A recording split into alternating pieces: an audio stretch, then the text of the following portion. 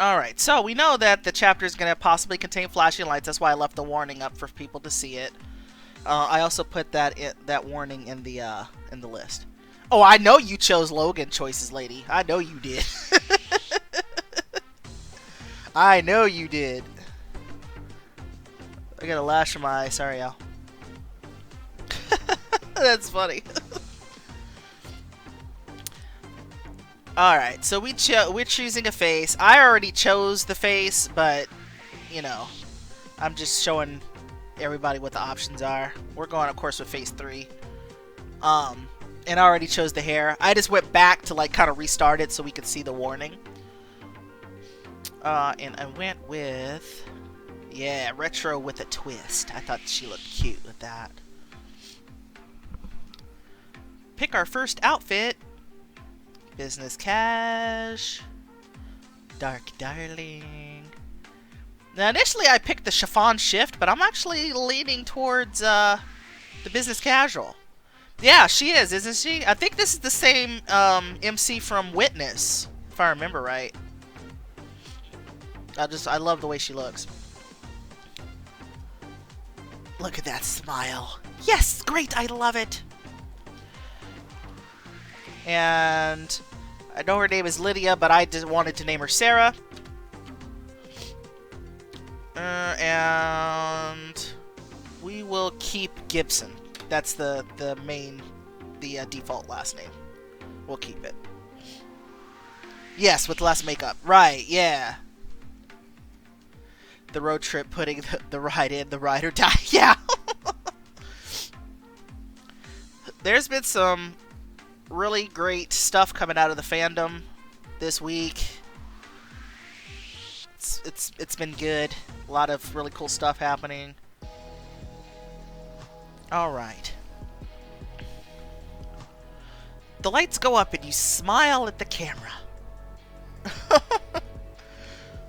Sarah. Hello, Northbridge! I'm Sarah Gibson, and I'm very excited to welcome acclaimed actors Ryan Summers and Cassandra Lee to the show! And Ryan says, Sarah, can I just take a moment to say how excited I am to be on your show? I was thrilled when you reached out to us. Cassandra's like, it's not every day you get interviewed by Sarah Gibson. You're the best at what you do. And suddenly you and your guest are cut short by a scuffle off camera and a man stumbles onto the sound stage. Excuse me, Sarah Gibson. I'm sorry to interrupt, but I couldn't wait. I'm here to present you with your Pulitzer Prize! And he produces a trophy from behind his back, and Ryan and Cassandra and the crew break into applause as you accept it. It's like, for me? It's like, yeah, this is definitely a Pulitzer. Thanks, I think. Then, an unfamiliar woman rushes onto the set. Just a minute, Sarah Gibson. I'm here on behalf of the Nobel Committee. We'd like to honor you with this year's Nobel Peace Prize. It's like, what? All this for me? But I'm just a local reporter. Sarah, you're so much more than that. Your reporting has changed the world. And you bite your lip and feel tears of pride welling up in your eyes as you accept the Nobel Prize. But it looks like a hot dog. And it says top dog on the trophy. It says, sure, why not?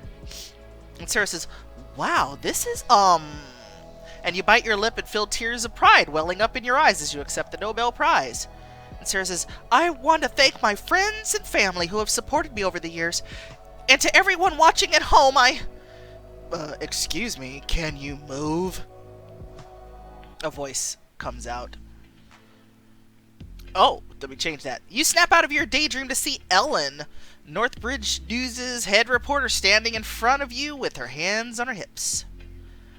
We're live in 5 minutes. Get off the set! Sure. I want to say sure, relax, but I'm like, no. It's like, I thought you needed help. Thanks for your concern, but if I needed a deer in the headlights, I'd be covering traffic. Okay, And Ellen, another voice says, Ellen, can you please stop bullying the staff and get in place? And you turn around to see Aubrey, the studio manager, glancing down at a clipboard. We're filming in 5. I know, Aubrey. That's why I was trying to get her to move. Well, the set is behind us, so I think you're the one who needs to move. And she brushes past you, fuming, and you give Aubrey a weak smile. And he's kind of cute. You know, he's a tall blonde dude, light eyes, he has a blue shirt on and black pants. Aubrey was not my LI of choice, but I did appreciate him defending MC here. It's a plus. Yes. Sorry to interfere, Sarah says. And Aubrey says, you're fine. Between you and me, I think Ellen just likes picking fights. Don't let her get to you. Now, if you'll excuse me, I need to help get this broadcast ready. Have a good one. And Sarah says, yeah, you too. And you sheepishly wander back to the writer's desk. Your friends June, a fellow writer, and Tony, a cameraman, are waiting for you. June says, oh my gosh, you just talked to Aubrey Watson? And she's like, oh, well, kind of. He was getting Ellen ready for the broadcast. And Tony's like, Sarah, half this office has a crush on him, and he just paid attention to you for like a full 5 seconds. Sarah says, we barely even talked. It's not that big a deal. Tony says, yes it is. I've worked here for 3 years and he's never talked to me, let alone stood up for me in front of Ellen Thompson. June says, if I were you, I'd be freaking out right now. Don't you think he's dreamy? And Sarah says, I think he's distracting you. Tony says, well, in fairness, I think this office would be at least 40% more productive if people weren't checking him out all the time. June says, I'll take eye candy over productivity any day. He just radiates coolness, Tony says. I heard he backpacks through Europe once a year and he cooks. June says, I've seen him reading for pleasure in the park outside the studio. Tony says, you should try to talk to him again. Sarah's like, what? Right now? He's busy working. And I'd probably just end up putting my foot in my mouth and looking like an idiot. June says, well, it's your life. But just remember, you miss 100% of the eggs you don't crack. And Sarah's like, what? That's not... Okay, you know what? Never mind. Sarah puts on a big smile and says, I have bigger things to think about today. I'm asking Alec for a promotion to reporter. She says, what? I'm so happy for you. You've been talking about this for years. Sarah's like, exactly. Why put it off any longer? This is me taking initiative. Tony says, hey, that's a big step towards your dream. How are you feeling? Honestly, I might throw up. What if I totally blow this? What if I throw up on Alec's desk? Yeah, I like her friends. She says, okay, as soon as you walk in, look for a trash can or a potted plant, just in case. And Tony says, well, good luck. As your friend, know that my tissue box will be available to you afterwards. Sarah's like, what do I need tissues for? Tony says, for the tears when Alex shreds into your lack of experience and you leave crying. She says, don't listen to Tony, Sarah. I'm sure you'll do great. Tony says, hey, I'm trying to keep things in perspective here. It's nothing against you, but the fact remains that Alec is a jerkwad. He's right, but Tony's not helpful. I know, right?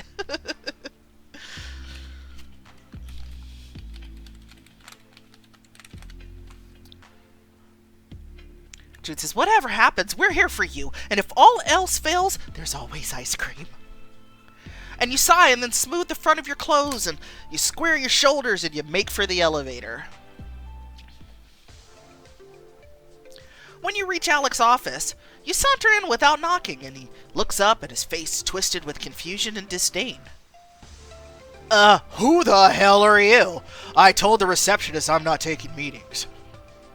Sarah says, Sarah Gibson, writing staff. Mr. Burdock, I'll get right to it. I want to be a reporter. And Alex stares at you in stunned silence for a long moment. And finally, he bursts into laughter, tears streaming down his face, and he beats his fist against the desk. You won! Oh, that's a good one. You're killing me, kid. And Sarah says, well, that wasn't a joke. I've worked here for 2 years, and I think I'm more than...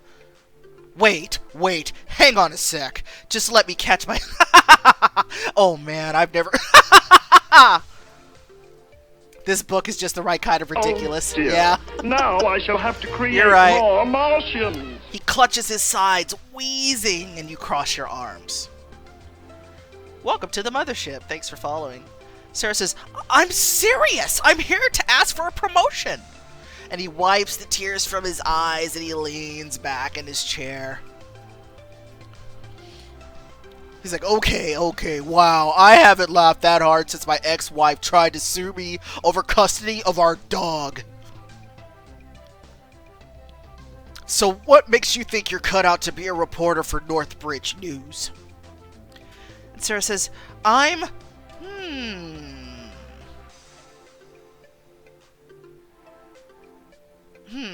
I don't... The good-looking, I don't think that'll work. I mean, she is good-looking, but that's not what you'd want to say if you're trying to get a job. I'm kind of debating between either observant or passionate. I'm thinking... I'm shocked he's been divorced. I know, right? I'm gonna say... passionate. Being a reporter has been my dream for almost my whole life. I started working here in the hopes that I'd be able to work my way up the chain. Alex says, yeah, cool, great. Lots of people want to do lots of things, but that doesn't mean they're good at them. Listen, I honestly don't care about why you want this job. What matters is whether or not you can actually do it. So prove that you've got what it takes. Interview me. Sarah's like, interview you? And she looks totally shocked. Alex like, what are you, a parrot? You heard me. Sarah says, but... what am I interviewing you about? Alex says, figure it out, Katie Couric Jr. Whoa! I love it. Hey, Strawberry. Okay, tell me more about what you do here. Boring. Next! Sarah says, but you just told me to ask you a question, and now you're not even going to answer it? If I wanted fluff, I'd hire a damn pillow. That's funny. Alec rubs his eyes and shakes his head. It also came out alongside Platinum and Bachelorette Party, which are both amazing. Those are good. They are good. I loved Platinum. I almost finished Bachelorette Party. I'm not quite done with it yet. So Alex says, you're gonna have to do better than that. One more shot. Come on, give me something juicy. Why did you and your wife split? None of your damn business. Sarah says, what you said, juicy. Oh dear. Now I shall have to create more Martians. Yes, he is a D-bag. Alex says, you think being in the interviewer seat automatically entitles you to people's personal details? It's called finesse. You gotta be tactful. You can't just burst out with the first thing that pops into your head.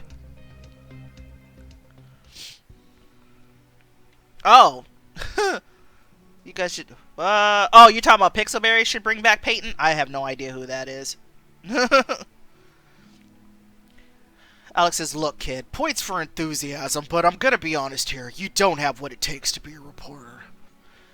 You can barely make eye contact. Real reporters know how to get inside someone's head. Sarah says, but I could learn if you'd just train me. Alex says, I don't have time to play mentor. I have a business to run, and there are plenty of reporters out there who are actually qualified.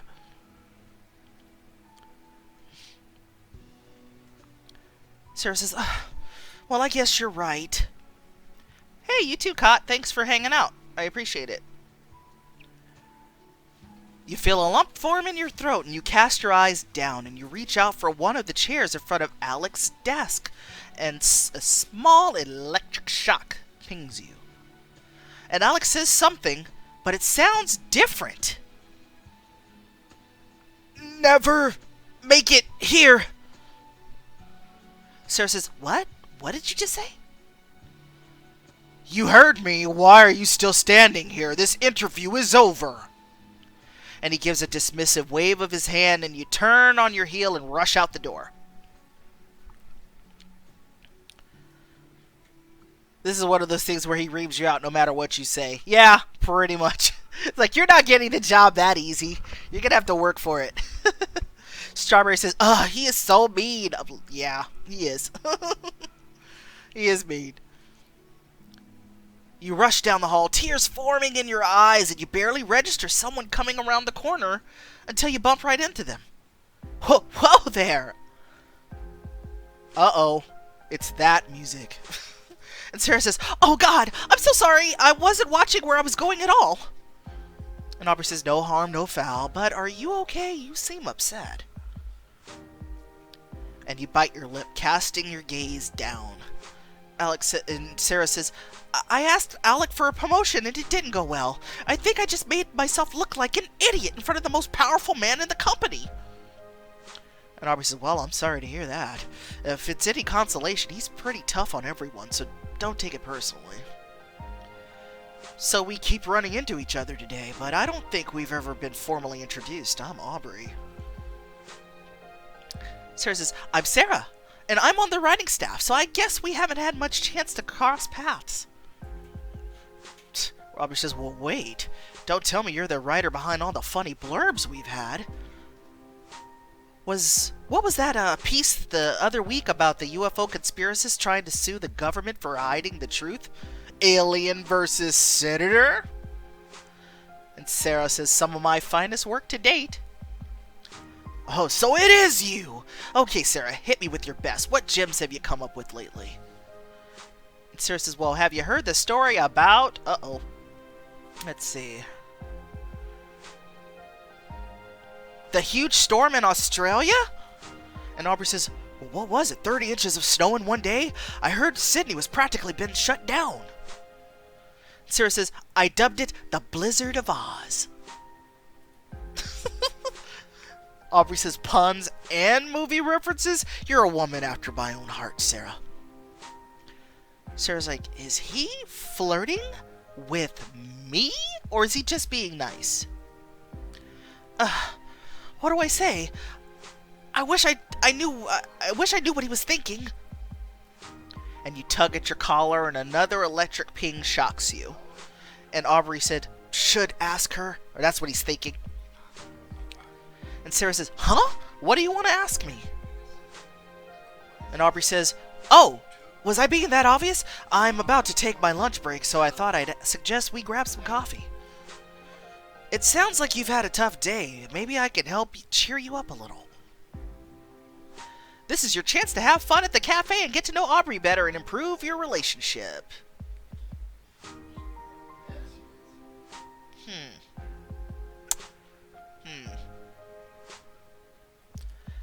I'm gonna let him go. I'm not ready. I'm not ready to spend the diamonds just yet. Not ready to do it. Sarah says, well, I don't want to hold you up more than I already have. Aubrey says, well, if you're sure. See you around, Sarah.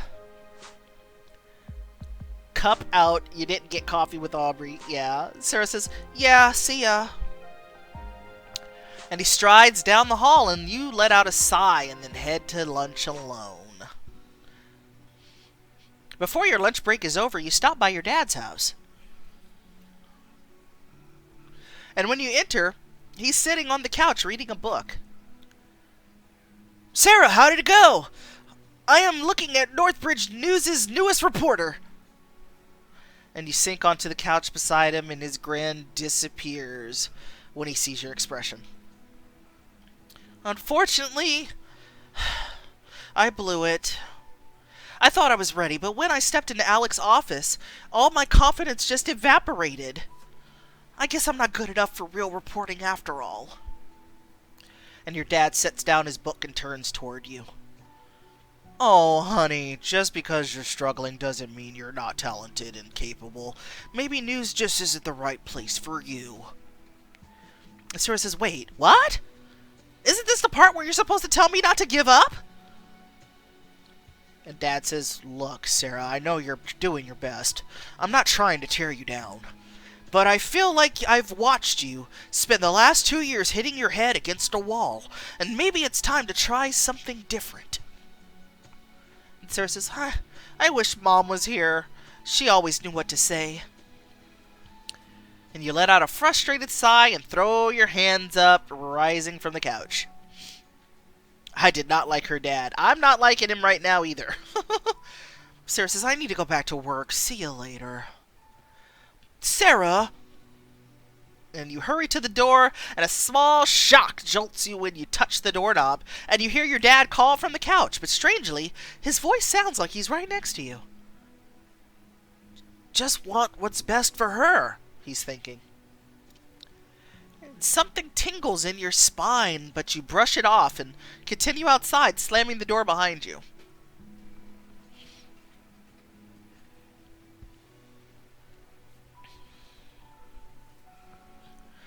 You're rushing down the steps of your dad's porch when someone calls your name. Hey, Sarah! And you turn and your whole body relaxes when you spot Jamie, your childhood neighbor and best friend, approaching from his house. Ooh, hello. Hi. He's cute.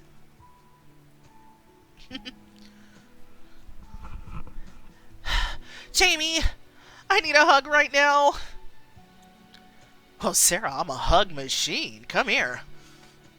And he pulls you close and you bury your face in his chest as he wraps his arms tight around you. After a moment, he steps back and frowns. Jamie, I'm having an awful day. I totally got shot down for my promotion and Dad basically just said I should give up. I'm never going to be a reporter. And you throw your hands up and plunk down on the bottom step of the porch. And Jamie sits beside you and rubs your back encouragingly. Sarah, don't be so hard on yourself. Listen, I've known you since we were kids, and I've seen a side of you that's smart and funny, kind and creative. I know that someday the rest of the world is going to see you like I do. You'll get there. And he smiles at you, his warm eyes shining, and you can't help but smile back. Thanks, Jamie. I don't know how I would have made it this far without a friend like you. He says, hard same. You know, you're basically my family. Paula may have been my legal guardian, but I grew up at your dinner table. Sarah says, I guess that explains why, despite inheriting her house, you still spend so much time at my dad's place. Jamie's like, busted. I'm just trying to soak up that sweet, sweet dad energy. And he knocks his shoulder against yours and grins. And when his body hits yours, you feel another static shock. And he's thinking, if only I could tell her. And Sarah's like, what? Again? Am I hearing things? Why do I keep getting shocked?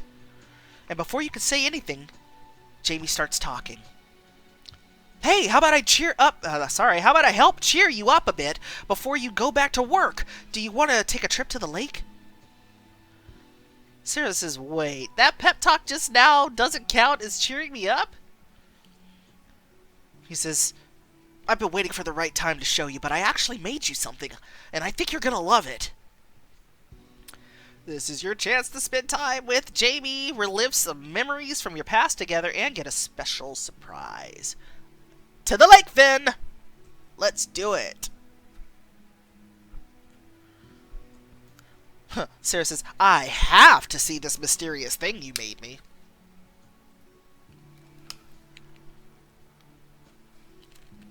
And Jamie says, oh, so my wonderful company isn't enough on its own? I see how it is.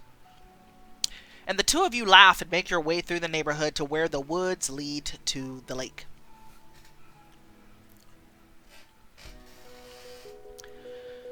And once you make it through the woods, Jamie covers your eyes with his hands, guiding you forward. Sarah says, is this really necessary? The last thing I need is to twist my ankle by tripping on a tree root. And Jamie says, don't worry, I'll make sure that you only trip in a comical and non-harmful way. And you try to elbow him, but he laughs and dodges, keeping his hands over your eyes. Okay, we're here. So, remember the docks we used to play on when we were kids? Sarah says, well, remember? Jamie, we spent like every summer hanging out there until they got torn up. Safety hazard my foot. And Jamie says, well, it was probably for the best. They were super old and the wood rotted. But wouldn't it be great if someone decided to rebuild them? And Sarah says, wait, Jamie, don't tell me. And he uncovers your eyes and you let out a gasp. And you see a newly built deck. Or dock. Jamie, you actually... I can't believe this! And you rush onto the dock and jump in a circle and your feet thudding satisfyingly against the wood. And Jamie says, whoa, I just finished. Please don't destroy my handiwork. And Sarah says, sorry, it's just that seeing it recreated, it brings back so many good memories. Remember the time... Ooh. Hey, Eric. You got bit by a crawfish? And he says, excuse me, but I thought we were talking about good memories. Watch a Black Mirror with your wifey? Oh, nice. That's a good show. Sarah says, oh, it was? For me. Jamie says, yeah, well, the painful welt it left on my cheek disagrees with you. Jamie's not as cool as Anna. Sarah says, Jamie, you have no one to blame but yourself. I'm not the one who decided it'd be funny to kiss a crustacean.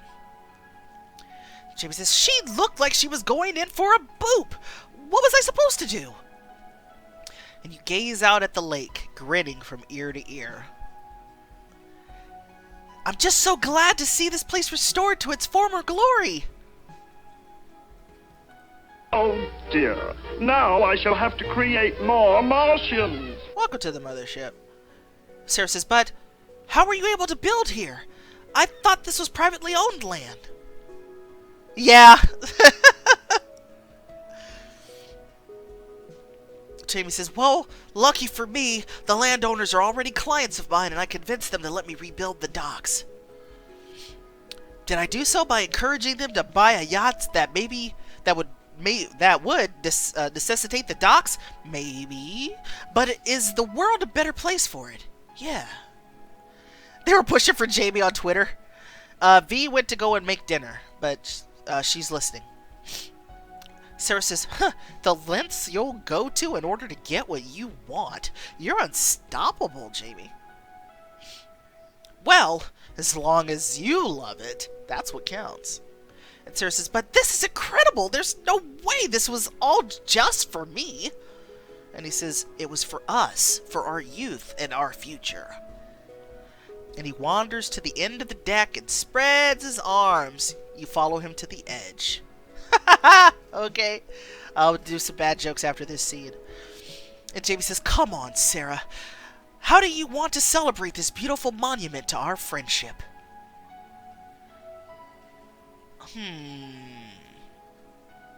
Well, she's going to have to go back to work after this, so it's like, I'm going to skip stones. And he says, perfect, an opportunity for me to defeat you with my masterful throwing skills. She says, oh, them's fighting words. Consider this challenge initiated. And you both bolt back to the shore, gathering up smooth, flat stones until your pockets are full, and you rush back and send the stones skipping across the water.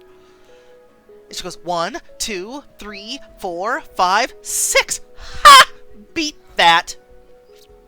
And Jamie says, I'm about to get a load of this. And he quickly plucks a large stone from his pocket and hurls it at the water.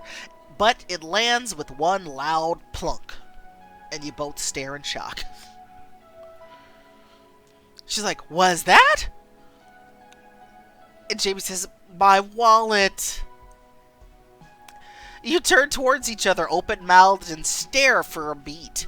And then simultaneously jump into the water. And Jamie plucks the wallet from the surface. and the two of you stand knee-deep in the water and laugh. And Sarah says, if I'd known we were going to wind up getting wet, I would have brought my swimsuit. And Jamie says, well, we'll just have to come back for a swim sometime, won't we? But seeing as we're already here, what say we make the most of it? Agreed.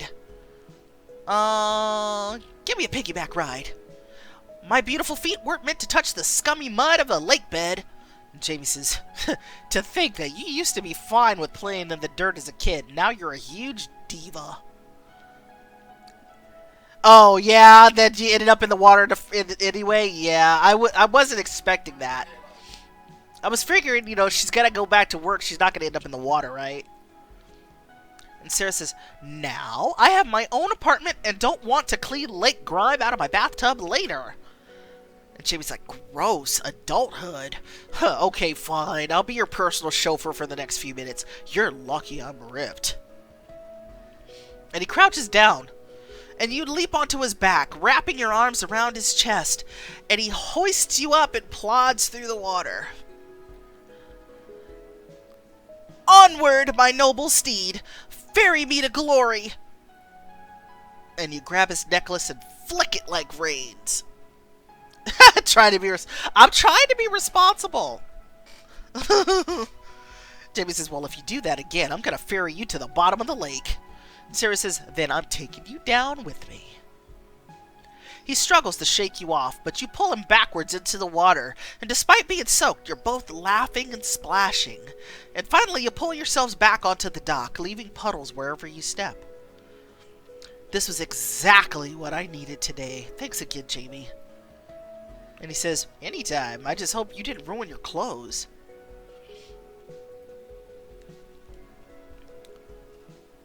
Oh, I definitely did, but it was worth it. And so he's thinking, always makes me smile. Jamie grins and pulls you into a one-armed hug. Remember what I said earlier, though. Keep your chin up, okay? Or else I'm going to show up at your office and physically push it up for you. And she says, Jamie, you're a spot of joy in this cruel, cruel world.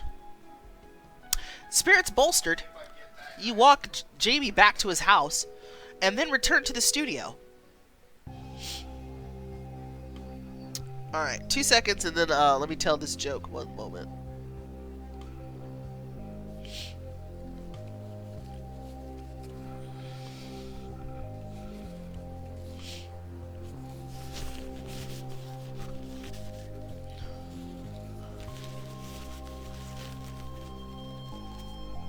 Okay. Good, the sniffles there. Alrighty. So let's find a bad joke and then we will continue.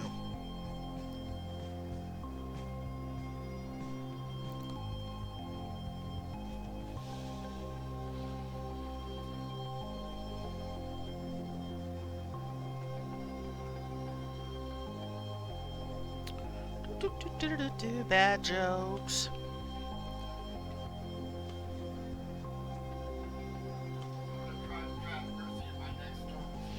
Let's see.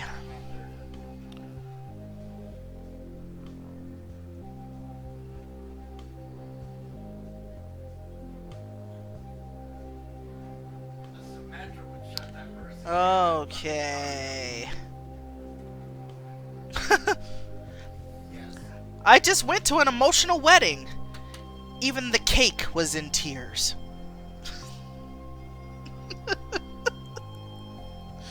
Oh man, that's good.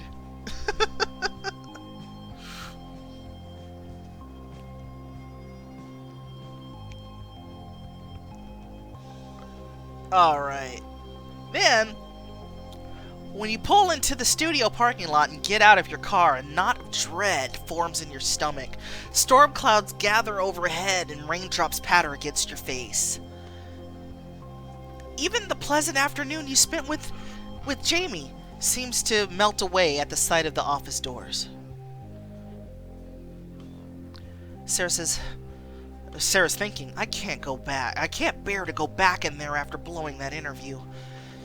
Maybe I don't have what it takes to be a reporter. I'm just no good with people. and a frigid wind whips around you as the raindrops begin to fall thicker and faster. And she's thinking, I want my dad to believe in me, but nothing is ever good enough. And I try to get ahead at work, but I always seem to say the wrong thing. I can't even hold a conversation with someone like Aubrey without us obsessing every word. And thunder rumbles overhead. Bright flickers of dancing across the dark sky. And Sarah says, I just wish I knew what people wanted from me. That's what she's thinking. And it's like flashing. It says you're suddenly blinded by a bright flash, and a current surges through your body, and you let out a scream. Sarah screams, and then everything goes black. You float dreamily through darkness, unaware of how much time is passing, and a dull ache throbs inside your skull. And finally, you drift towards consciousness, slowly opening your eyes to a bright, white light.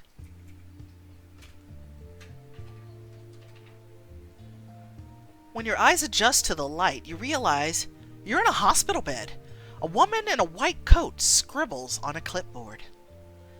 Oh, good, you're awake. How are you feeling?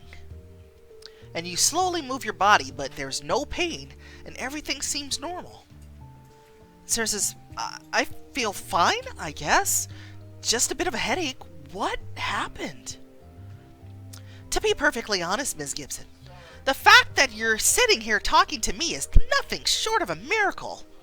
You were struck dead on by a bolt of lightning earlier this afternoon, and the ground was charred around your feet for 10 square feet. By all accounts, you should probably be dead. And Sarah says, what? Then how did I survive? The doctor says, your guess is as good as mine, but your vitals are all fine, there's no burning or scarring, and as far as we can see, there's no lasting damage. And then we see that the doctor is thinking, other than to your bank account, let's see if that crappy insurance of yours will even cover the ambulance ride. And you stare at the doctor. You could have sworn you just heard her voice, but her lips weren't moving. Leave my bank account out of this. I don't need to be reminded that I'm broke, okay? Sheesh, you're supposed to make me feel better, not give me ulcers. And the doctor looks shocked. She says, oh, what? How did you just... Maybe I should run a few more tests. And Sarah says, wait, but you just said everything is okay.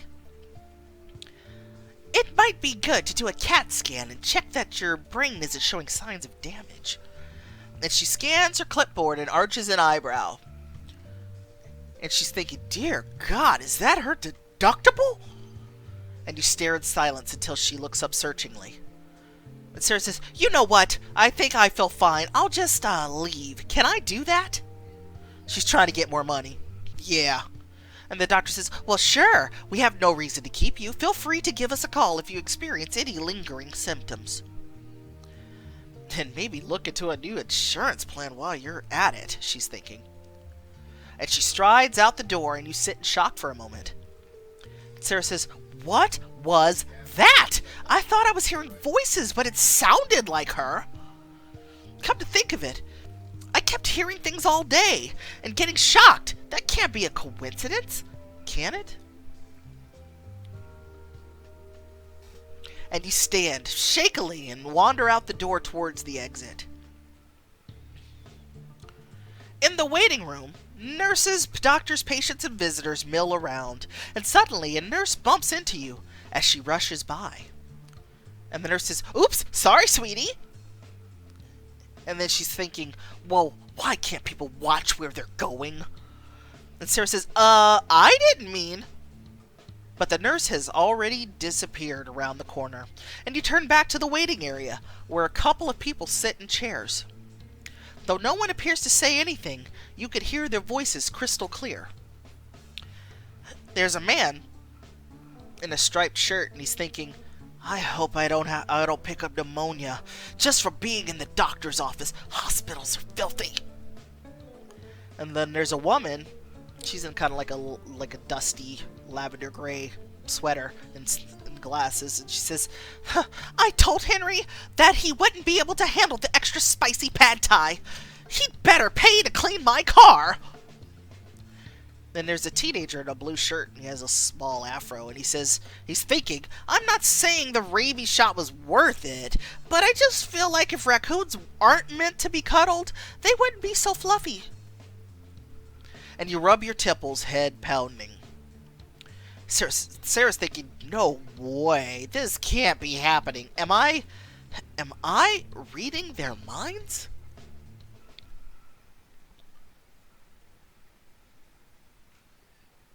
And it's the end of chapter 1. We're at almost an hour, so I would like to know, let's go back to the question that Play Choices had asked, and that was, on a 12-hour road trip, what 3 characters would you want to be on the ride with you, and why? I would just love to see your list of 3. You don't even have to say why, but, you know, I'm kind of curious. I'm going to take a break for just a couple minutes so I can get some more water and stuff, and stand up and everything, and then I will be right back.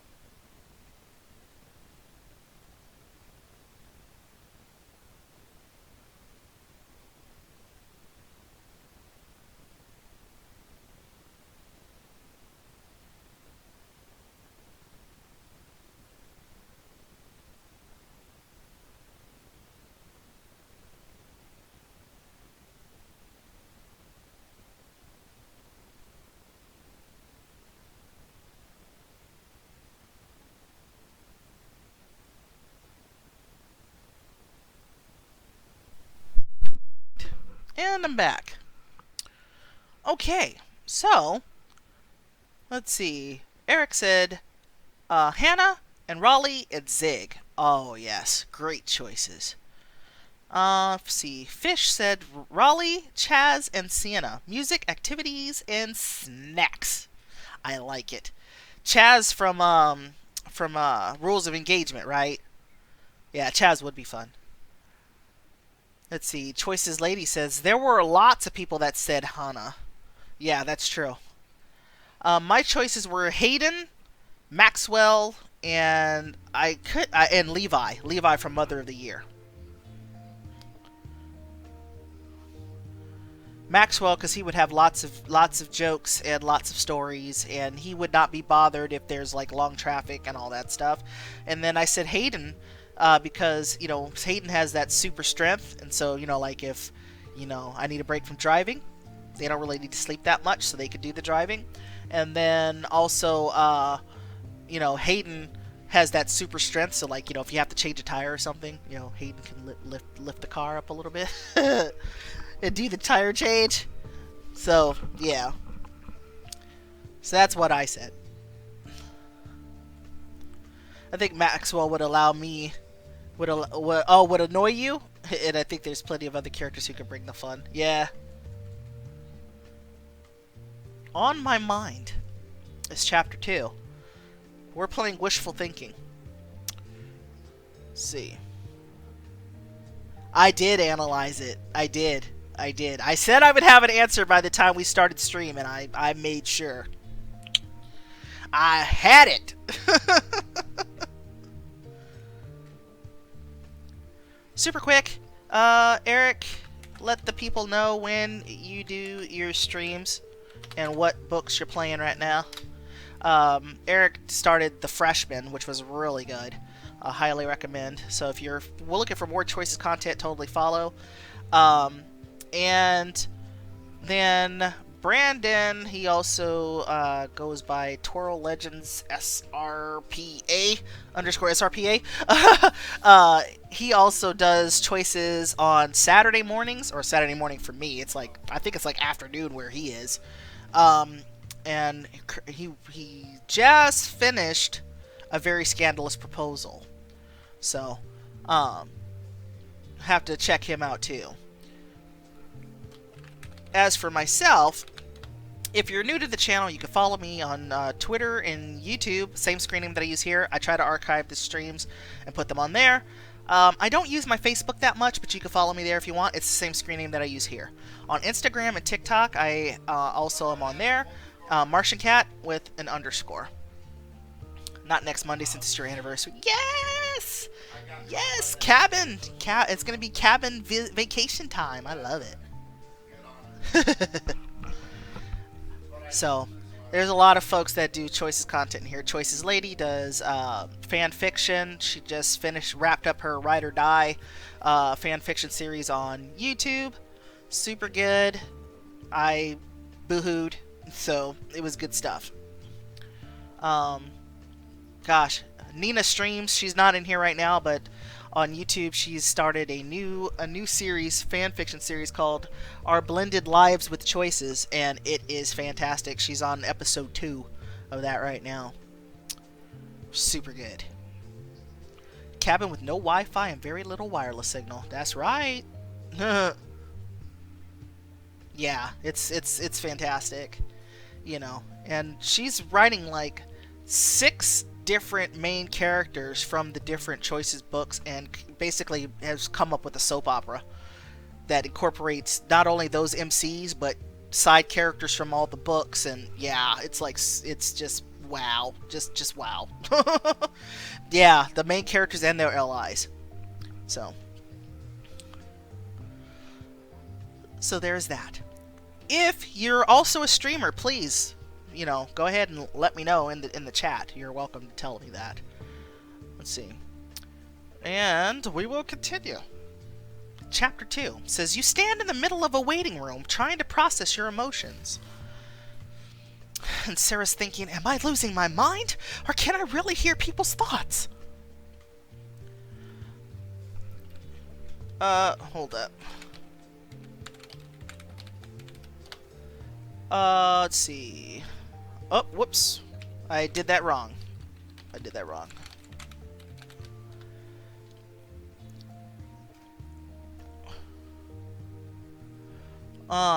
Choices Lady, you should be able to post links to the chat now. You're at that VIP status. If you can find that. Let me get it, because I have it. Hold up. I have it.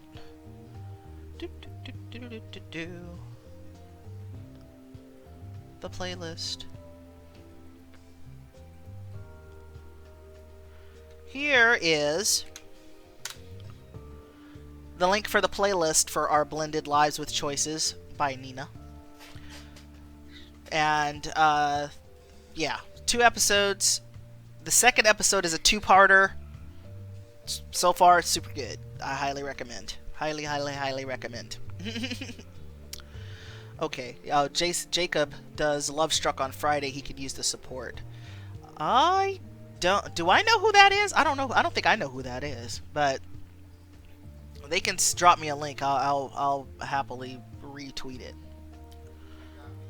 Okay. Andre, continue. Sarah's thinking, is it possible that getting hit by lightning gave me some sort of superpower? And a voice says, Sarah! And you whirl around at the sound of your name and see Aubrey striding towards you, a bouquet of flowers in hand. And Sarah says, Aubrey? What are you doing here? And Aubrey's like, I came on behalf of the studio when we were all worried when we saw the ambulance pull up. When Alec announced what had happened, we thought we should send someone to see how you were doing. And he's thinking, I hope that sounds convincing. She'd probably think it'd be weird if I said I came on my own. But I haven't been able to get her off my mind. I was so worried about her. And Sarah's thinking, wait, she's thinking, does this mean he likes me? Maybe I am losing my mind. She's thinking again, but if what I'm hearing is real, then I'll be able to tell exactly what people think about me. Oh my god, I won't have to guess whether someone likes me or not. I'll just know how they feel. And Aubrey clears his throat, and you realize you've just been staring in silence. And Sarah says, thank you very much. Thank you so much to the studio, and you, and the studio. And Aubrey says, well, how are you holding up? Are you feeling okay? Sarah says, yes, I'm, a little fried, but you know. And Aubrey says, oh, no, really? I hope you'll have a speedy recovery.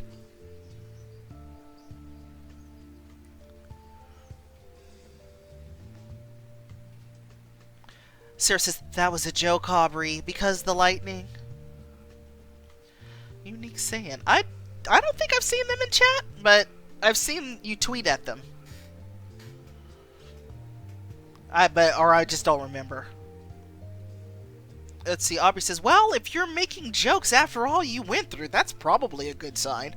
I'm actually surprised you're already up and about. I figured you'd be resting.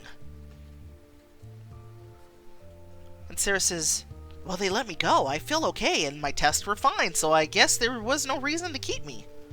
And Aubrey says, wow, Sarah, you some kind of superhuman? And Sarah says, oh, no, just a regular old human, completely normal. And Aubrey says, aw, you're telling me that your brush with danger didn't leave you with special powers? Sarah's like, no! That would be scientifically unlikely outside of a comic book. And he laughs and gently swats your arm. And Aubrey says, I'm just teasing. But tell me if you suddenly develop telekinesis or laser eyes. And Sarah laughs. She's like, good one. I guess I'll have to keep an eye on my symptoms. And Aubrey's thinking she's an odd one, that's for sure, but she's charming in her own way. And Sarah says, so, hopefully I haven't missed too much at the office. And Aubrey says, not really. Your accident was the big event. Mostly everyone is just hoping you're okay. Alex is already looking for your replacement, but he just kind of assumed you died. I'll make sure he knows you're alive and still need your job. Sarah says, great, thanks. Aubrey says in his defense, it was pretty intense seeing all those paramedics and the ground all charred. Everyone was gathered around trying to make out what was happening. And Sarah says, wow, were you worried about me? And Aubrey says, of course I was. We all were. And Sarah says, sorry, I didn't mean it like, you're obviously a human with a normal amount of empathy.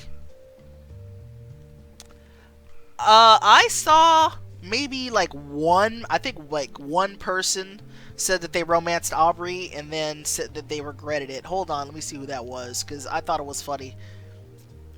They were like, oh god, why did I do it?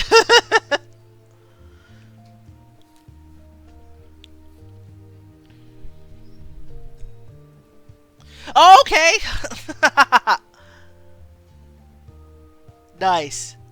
It's like, I just thought it was so funny, so yeah. I regrettably focused on Aubrey to start, although I flirted a bit with everyone but Ellen, and then ended up single. I need to replay and change my route. And then somebody else said that they had regretted it. So yeah, you said you regretted it. And it was like, oh my god, that's so funny. Twitch is set up for console gaming, not choices. Yeah. There's always one. Yeah. And really only a couple of you mentioned Anna. Not too many people mentioned her. So, but I want to call him Jaime. I probably will, because he looks like a Jaime to me. So I'm going to have to start calling him that. And Aubrey says, look, he seemed interesting, okay? Yeah, yep. Yep. I understand. Aubrey says, no, it's okay. I get what you meant. Yeah, because he doesn't look like a Jamie to me. This doesn't work. And believe me, I felt pretty shaken knowing that this interesting woman I'd enjoyed talking to just hours before might be hurt. And I'm happy that we'll have more opportunities to get to know each other. Hopefully. And Sarah says, oh yeah, definitely. So many opportunities. And Aubrey suddenly seems to remember the bouquet he's holding, and he hands it to you, grinning sheepishly. And Aubrey says, well, I'm really glad you're okay. And you bury your nose in the flowers, inhaling the aroma, and suddenly your eyes fill with tears, and Aubrey frowns, his face full of concern. And Sarah says, sorry, I guess it's just hitting me that I could have died today. And Aubrey says, hey, that's okay, it's a lot to process. And Sarah says, there's still so much I want to do with my life. I always thought I'd be a real reporter by now. If I romance Jaime, you'll just have to replay on your own for Anna. Yep. Yeah. We'll have to see how she acts. I mean, if she's more, it turns out to be more interesting than Jaime, then yeah, you know. And Aubrey says, who says you can't? They're still here. You're still here, aren't you? And you still have plenty of time to pursue that dream.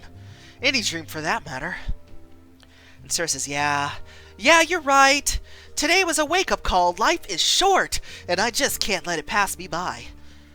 I've always wanted to... Ooh, we have options. Let's see. Travel all around the world. And Aubrey says, now that you mention it, that does sound pretty nice. I still have plenty of sights I'd like to see. And Sarah says, sure, but also think of all the food there is out there. I'm not stopping until I've eaten it all. And Aubrey says, I can get behind that goal 100%. And Sarah says, it's weird, but in some ways, maybe this near-death experience is what I needed to shake me out of the rut I'd been in. And Aubrey says, I'm glad you could find a silver lining. It sounds like you have a lot to look forward to. And he's thinking, goodness knows, dear. There are now plenty of I things shall have I'd to like create still more achieve. Martians. Thank you for the follow. And Sarah says, so what about you? You must have goals of your own. And Aubrey says, well, I've been trying to get back into filmmaking outside of work. It's been a dream of mine to get a submission into the Northbridge Indie Film Fest. And I'm still struggling with the screenplay. It's just not quite there. And I don't want to submit it until I'm really confident in its quality. And he's thinking, should I ask for help? That feels like an overstep. And so Sarah smiles at him and says, you know, I am a writer. If you ever needed a second pair of eyes on your script. And Aubrey says, well, that's a really kind offer. Thank you, Sarah, but I don't want to trouble you while you're still recovering. And Sarah says, who's recovering? I'm good to go, remember? And Aubrey smiles and scratches his chin. And says, well, how about this? If you need a ride home, I could give you a lift and tell you more about my project on the way.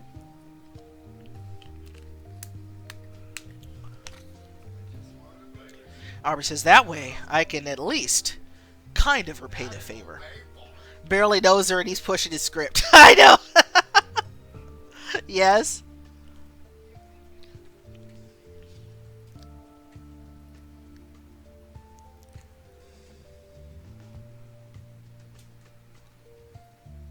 Let Aubrey drive you home, leave your mark on his work, and improve your relationship.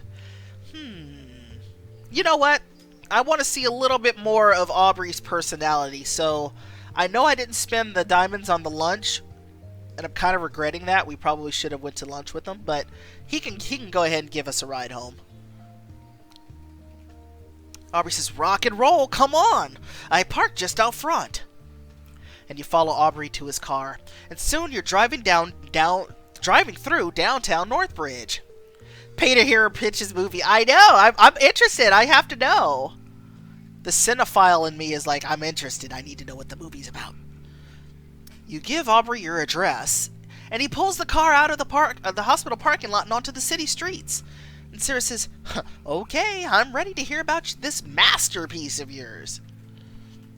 Aubrey says, do you have any experience reading romances? No, who reads romances over here? Not me. Right. Sarah says, I wouldn't call it experience, but I've been under some covers. The puns in this book are fan-freaking-tastic.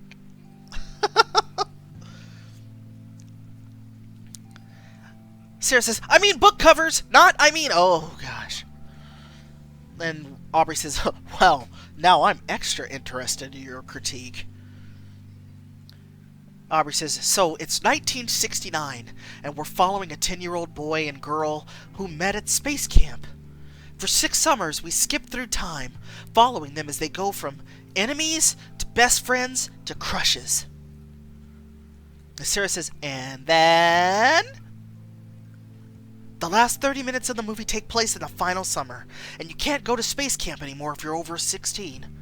So our hero and heroine must confess their love or say goodbye. And Sarah says, whew, the slowest of burns. And before social media was even a thing, you had to do it or lose it. The past was so intense.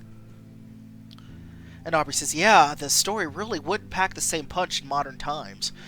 What would he do? Put likes on all her pictures until she got the message?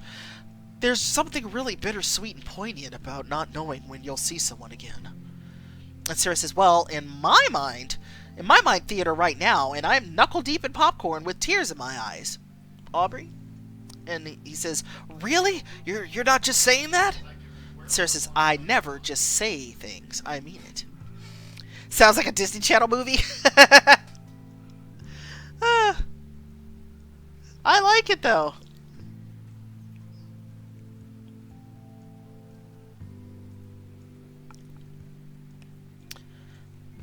And Aubrey says, well, I've got a lot of the basic plot down, but the only thing left is the ending. And I've been thinking about it since college, but I'm still not sure. I know all about that. I'm still like, there's a novel that I've been working on for several years, and I still, I have no idea what I want to do with it. It's stressful. Writing is stressful. Sarah says, well, I hope you don't think that I'm imposing, but as an outsider, the ending is clear to me. You need a dramatic kiss. Aubrey says, that's eerie. I was thinking the same thing. And Sarah says, it's not eerie. Trust me. Everyone in the audience will be begging for it. And you have to give the people what they want. And they want to be chased down in rainstorms. They want to be swept into theatrical kisses. Honestly, Aubrey is kind of interesting. Seems kind of interesting. I agree. Yeah, he does seem kind of interesting. After this particular scene. And Aubrey says, wow, the violins swell and the credits roll. Sarah says, I picture them saying goodbye like everything is normal and even getting in their parents' cars and driving away. But there's a traffic jam. And their eyes meet. And he presses a piece of paper to the glass that says, I love you. And her parents are yelling at her to stay in the car because they never liked him. But she gets out anyway. All while the rain is still pouring? Aubrey says. And Sarah says, she's instantly drenched. It's a universal constant that rain pours whenever people confess their love. Love equals rain. And Aubrey says, Aubrey's thinking, wow, she doesn't take herself too seriously, but I could tell she's a big romantic too.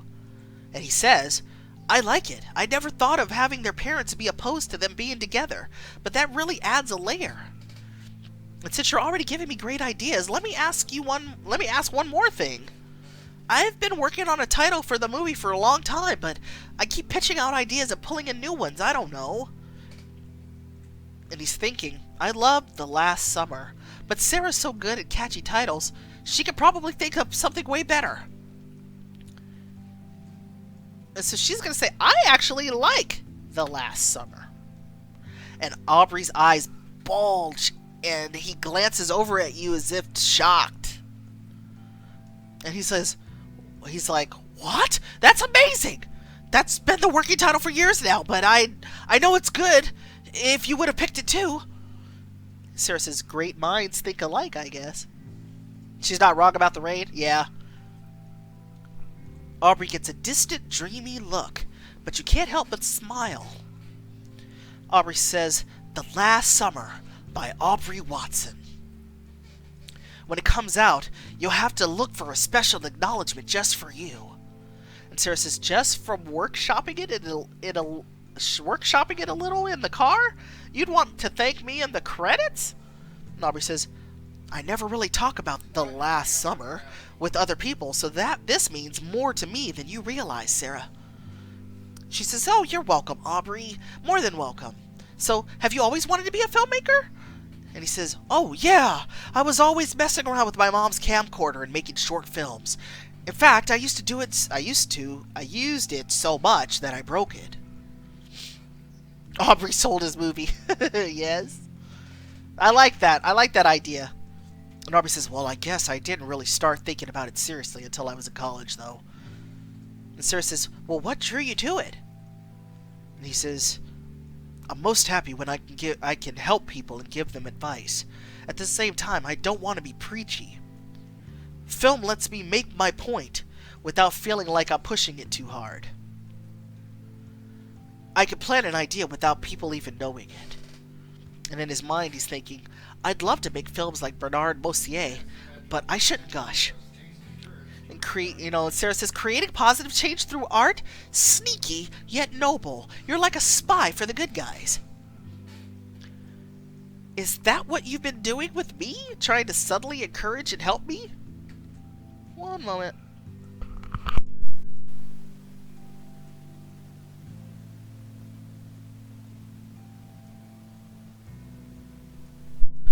Okay.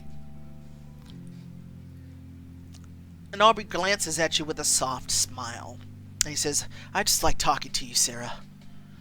I think that people have all the tools they need to be their best, and the only missing piece is belief, no inception required.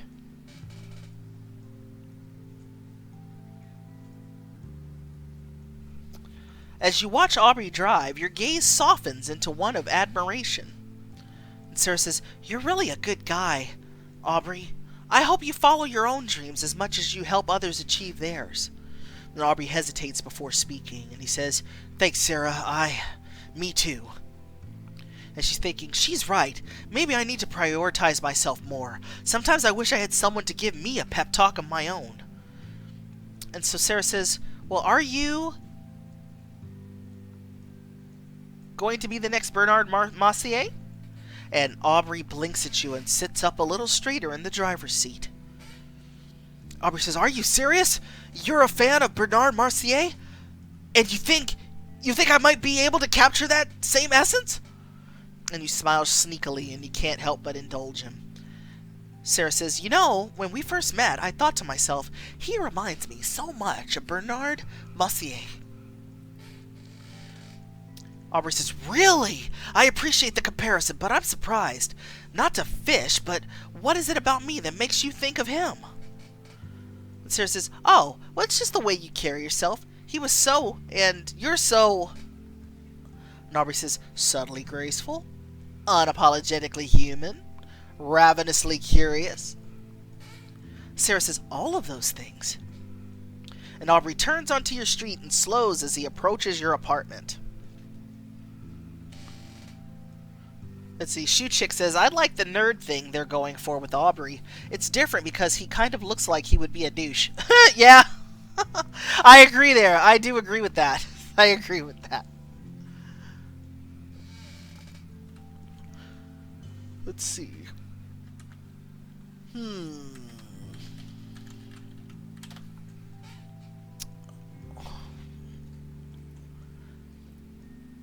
Aubrey says, Sarah, I can't thank you enough for the feedback and the wonderful company. I don't normally talk about this stuff with other people, but I guess I see a little of myself in you, and I feel like you understand me. Eric says, having that power would freak me out. I would always wonder if people actually liked me for me, or because I used their thoughts to talk to them. Yeah, because it's almost like, wait, did I implant that thought in their mind? And, and you can't really tell for sure,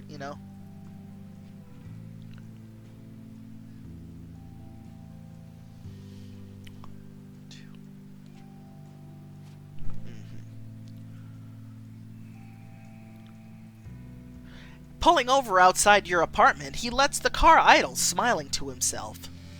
Aubrey says, I think you're really something special. And Sarah says, well, I hope we can become good friends. I think we have a lot in common, and the more I learn about you, the more interested I become.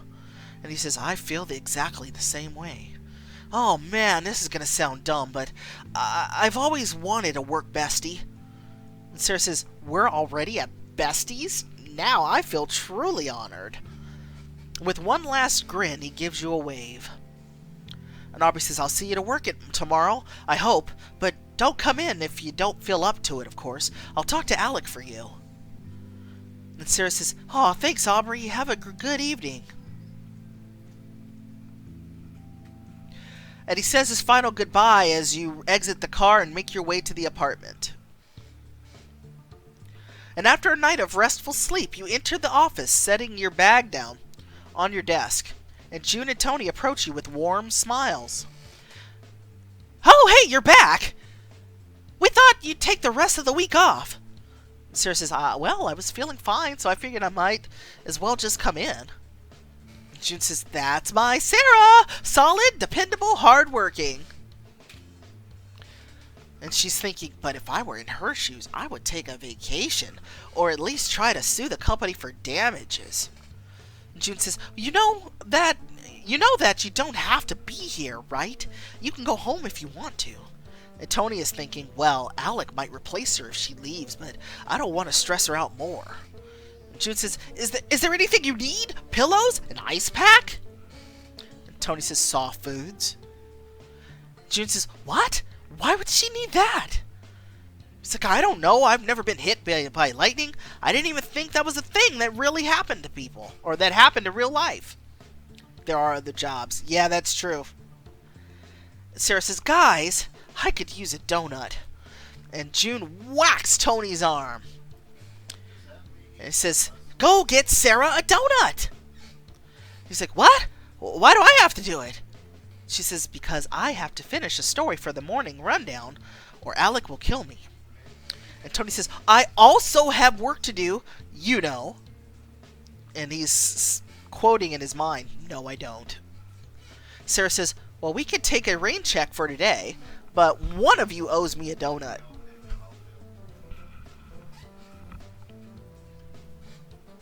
Tony says, yeah, fine. And June gives you a quick hug, and then she and Tony head back to work. And with a sigh, you sit down at your desk. Sarah says, all right, let's see here. And you open your browser and begin scrolling through emails until a grouchy voice cuts across your mind.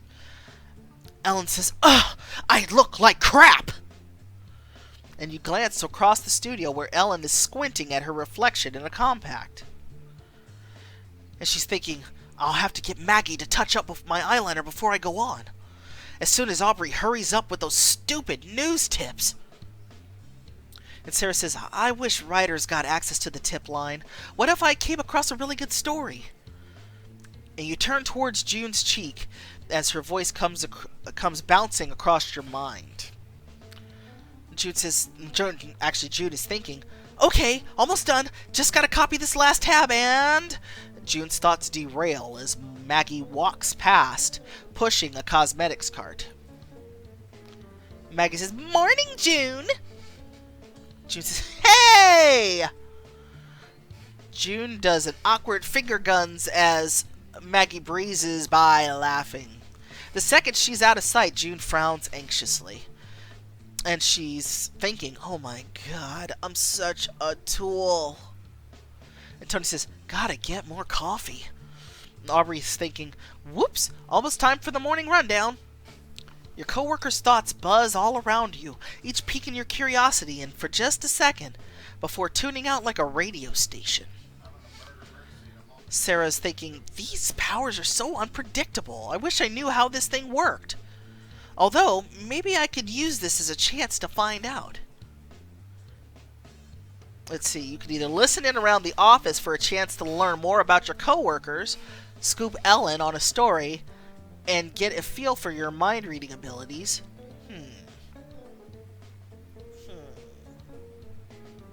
I'm wondering.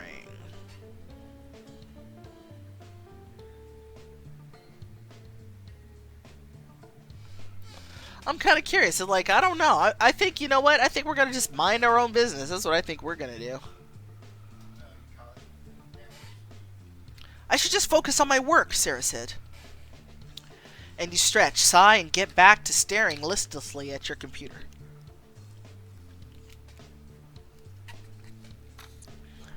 A short while later, Alec approaches the writer's desk, his face scrunched up in its usual scowl.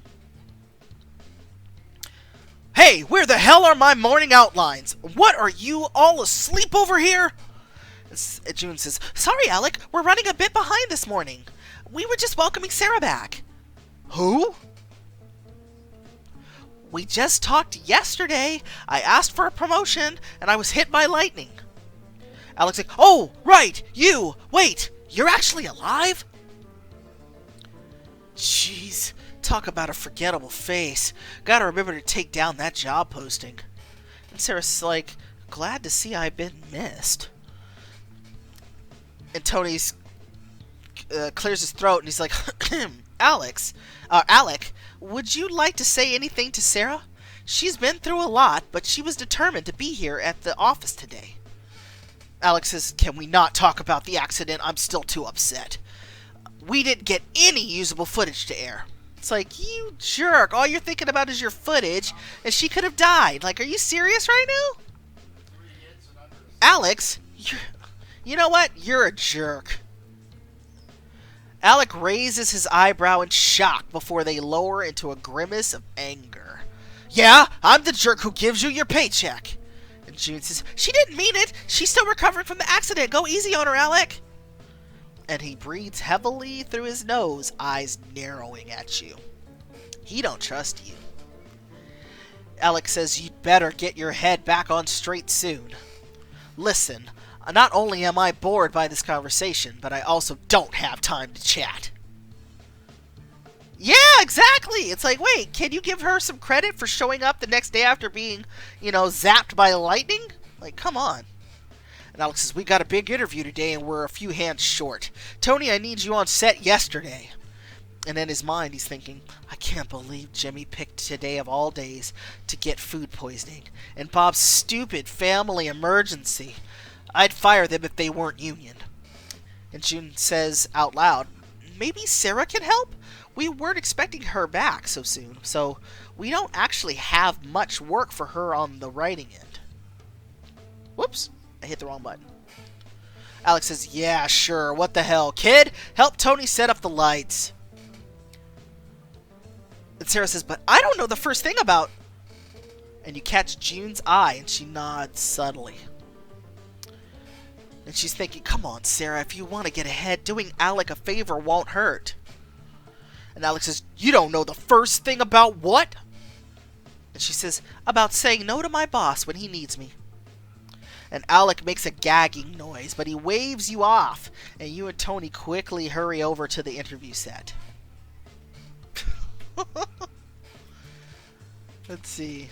She's a trooper for even being there. I 100% agree with that. Sorry, give me a couple seconds, you guys.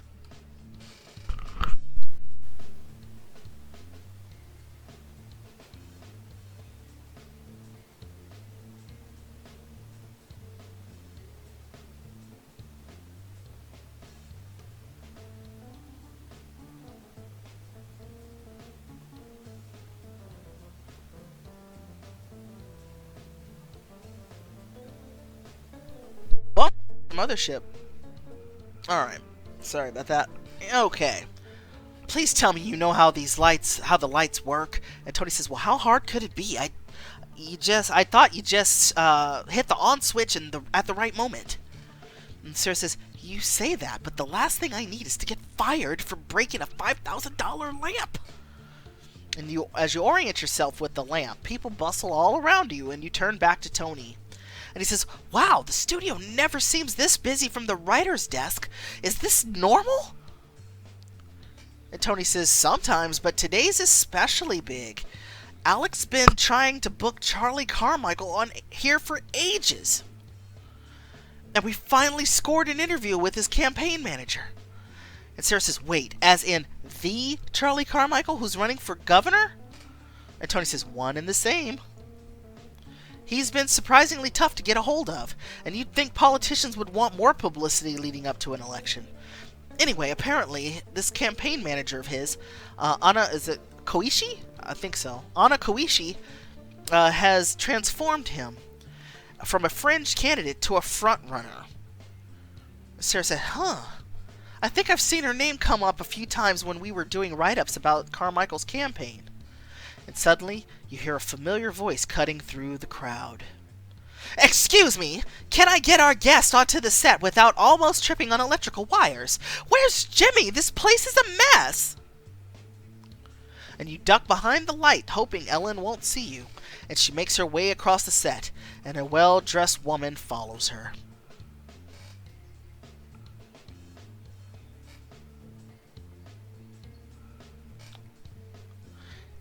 And it's Anna. Tony says, that must be the guest of honor. She's very pretty.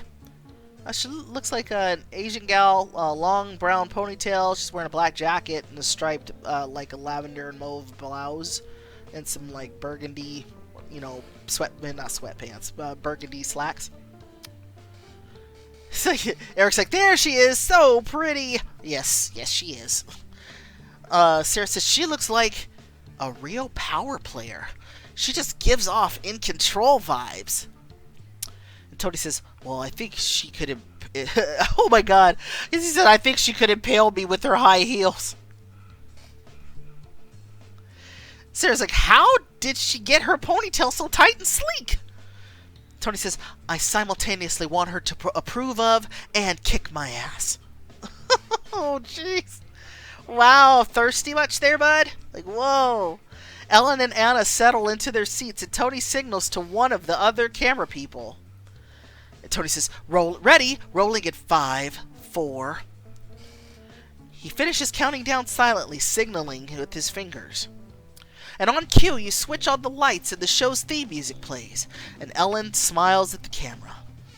Tony wants to be stepped on, so it appears. Hi, I'm Alan Thompson, and you're watching Northbridge News. I'm very excited to introduce our guest, Anna Koishi, lead campaign manager for gubernatorial candidate Charlie Carmichael. Carmichael's campaign has been making waves all over Northbridge, and today we'll be talking to the woman responsible. And Anna says, thanks so much, Ellen, but Charlie's success is the result of people supporting his policies. I can hardly take credit. And she's thinking, oh, she's so polished. I guess that's what happens when you spend all your time schmoozing with politicians. Ellen says, don't be so humble. Carmichael's place in the polls increased 65% when you joined his campaign. And Anna says, I've helped play up his good qualities, yes, but he makes my job easy. He's a phenomenal candidate, and his strengths speak for themselves. And Ellen says, of course, I have to ask though, this job must be a real change of pace from what you're used to. How have you adjusted?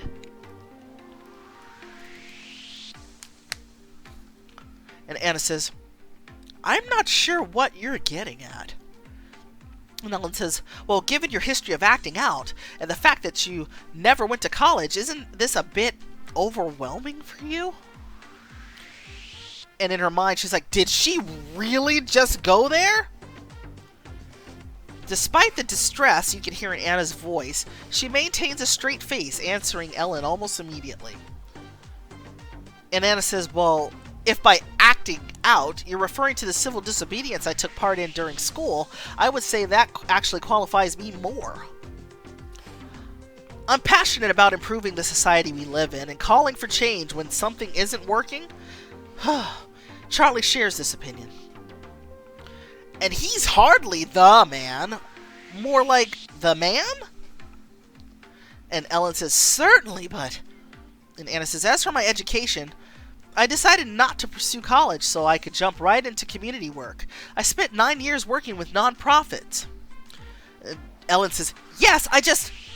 And Anna says, which you would know if you'd spent more than 5 minutes researching me. And she gives Ellen a long, cool stare.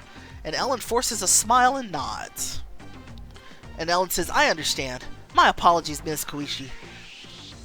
Or maybe Koichi? Yeah. That wasn't meant as an attack. And she says, like hell it wasn't, is what she's thinking in her mind. Like hell it wasn't. What's wrong with this lady? I wouldn't have agreed to come on this show if I had known I was going to be ambushed. And Tony leans next to you and whispers, I think we're making history I think we're watching history in the making, Sarah. I've never seen Ellen apologize to anyone. Ever. Shut her down, Anna. Yes. See if we could do that. Koichi is probably accurate, assuming she's Japanese. That's what I was thinking, like maybe she's, Japanese or part Japanese. Gosh, I got this lash in my eye and it's driving me crazy. There we go. It's like I can't get it. Man, this guest isn't taking any of her crap. You can practically feel the raw alpha confidence hitting Ellen. Tony says, it's beautiful to watch. Please, no one ever let Ellen forget this. And Sarah says, would it be weird to hide pictures of Anna around around the office in places where Ellen might find them? He says, yes it would, but I don't even care because it'd be so funny. Ellen turns back to the camera, a pained smile plastered on her face. Dinner's finally done? Well, welcome back, V. And Ellen says, there you have it, folks. A real self-made woman. We'll be back after the next break. And the lights go up and the camera stop rolling, and Anna's cool composure instantly melts away and she stands up sharply. And Anna says, what is this, TMZ? I thought you invited me here to talk about my work on Charlie's campaign, not to drag me through the mud. And Ellen says, oh, I'm sorry. I figured you'd have thicker skin from working in politics. Forgive me if I hurt your precious feelings. And Alex says, Ellen, a word if you would. And Ellen rolls her eyes but joins Alec off to the side of the set. And Anna storms off. And she's thinking, come on, Anna, keep your head up. Don't let them get to you. Yes, I did read the joke. I read it earlier. Sarah says, she's Brace thinking. yourself for immediate disintegration. Hey, Phoenix and Nymphy, thanks for the raid. We love a good invasion. After all, we are Martians.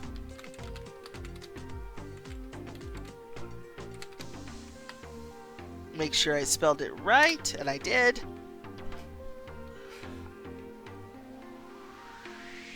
Sarah says, wow, she puts on a tough face, but it looks like those questions are actually upset her. And I hope she's okay. Whoops, I hit the wrong button. And you turn to where Alec and Ellen are arguing, and snippets of their conversation float your way. As if you're trying to scare off our important clients, save the third degree for people who actually have dirt to dig up, yeah? And Ellen says, everyone has dirt, Alec. Don't tell me how to do my job.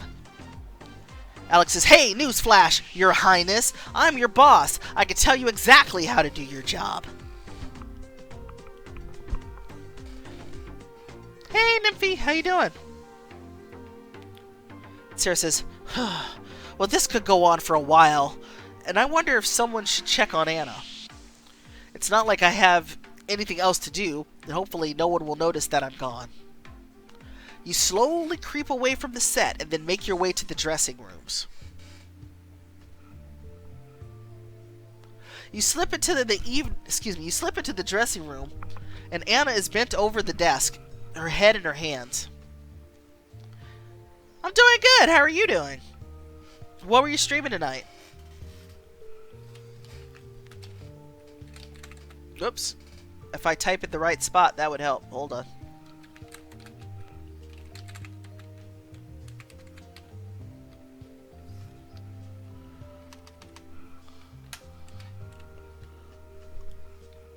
If I can spell. Phoenix Nymphy. We were just chatting tonight because blah, periods. Yeah. Sarah says, excuse me, Ms. Koishi? I know I picked Jaime, but goddamn, Anna's fine. That's true. She's a good choice right now. She's a good choice. I could see why folks would like her. And Anna whirls around, quickly composing herself. And she says, yes, what is it? Do they need me back on set? And Sarah says, no, I just wanted to check that you're okay. I'm sorry that Ellen was rough on you. If it makes you feel better, she's like that to everyone.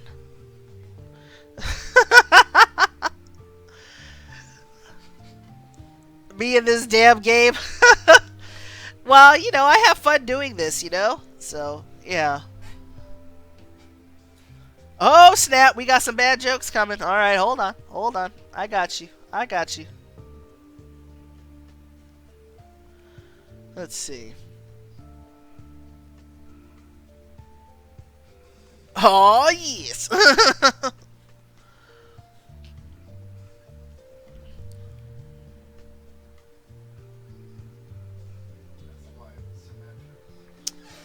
Let's see.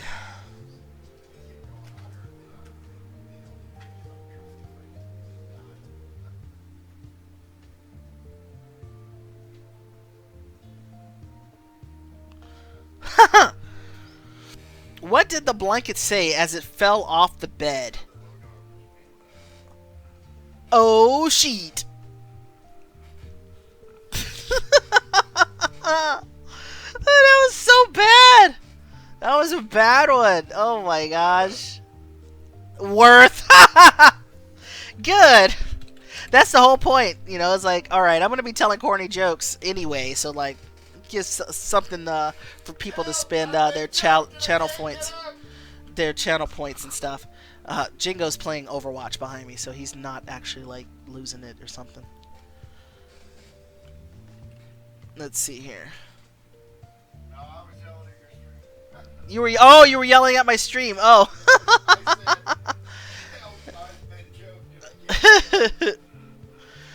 You need a drink? Okay.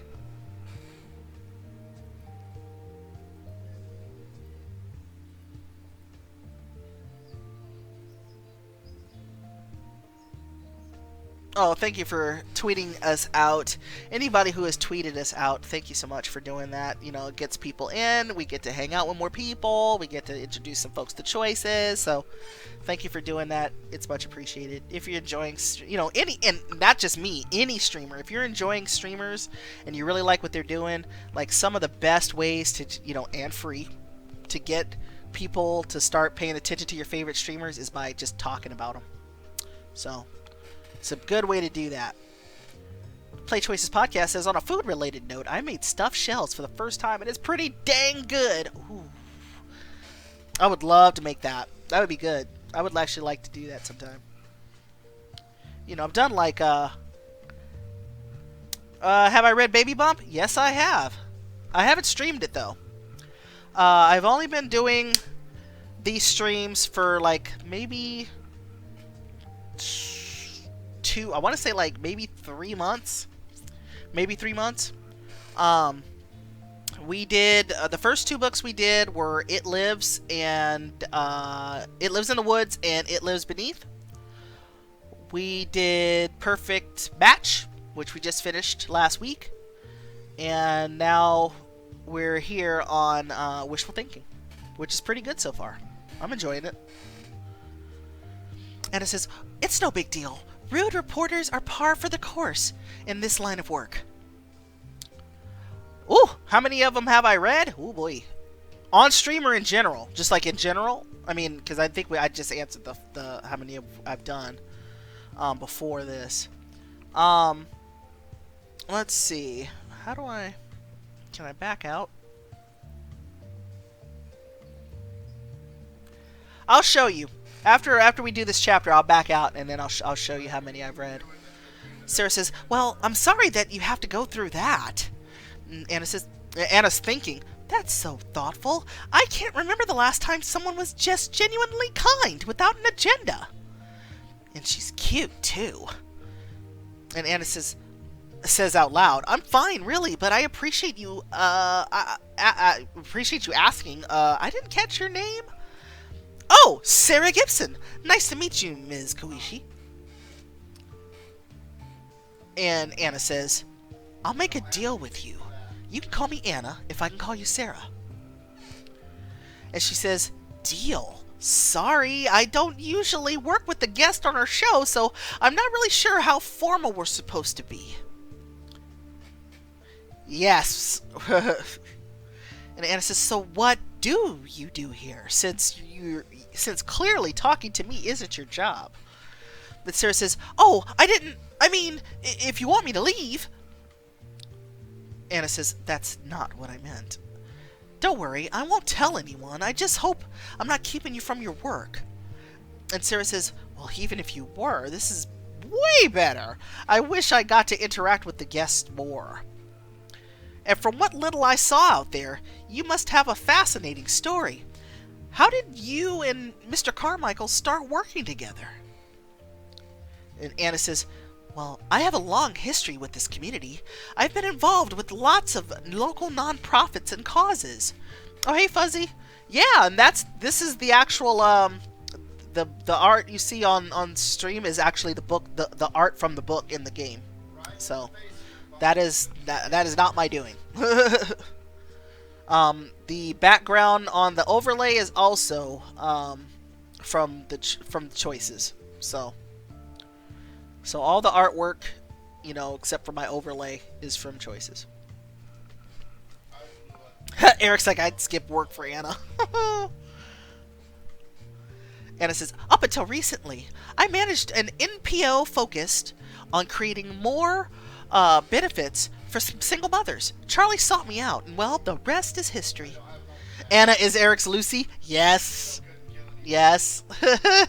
I can see that. I can see it. And Sarah says, really? Tell me more about your community work. How did you get into that?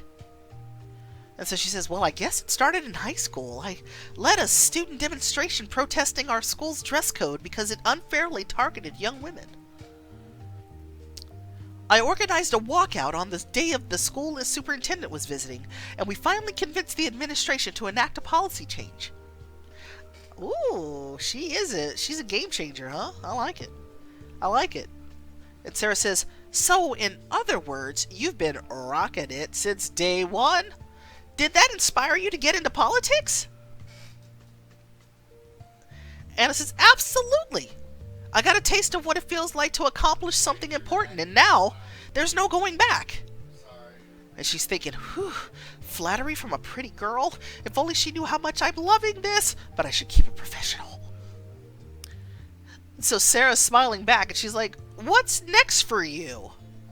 Stealing the public's hearts? And Anna says, is that your way of implying that I'm attractive? And Sarah says, no way. Not that you're not attractive, because you definitely are attractive. And Sarah says, I just mean that you seem so intelligent, driven, accomplished, passionate. And she goes, keep it coming. And then she's thinking in her head, okay, scratch professional, I'm into this. And Sarah says, what I'm trying to say is that, you know, you seem cool, okay? And Anna says, well, that's very flattering coming from such a charming woman. And Sarah says, Sarah's thinking, me? Charming? Oh my god. I hope she can't tell that my heart is hammering out my chest. And Anna smiles at you, her gaze lingering for an extra beat. And she says, I have to say, this interview is already 10 times better than the one I just came from. Why don't you have her job? Probably because I interviewed for the position and completely flubbed it. I want to try again, but I'm not sure how to get back on the horse after getting so brutally rejected. And to your surprise, Anna lets out a twinkling laugh. She says, don't tell me you're going to let one rejection stop you. Do you know how many causes I've supported that have fallen through?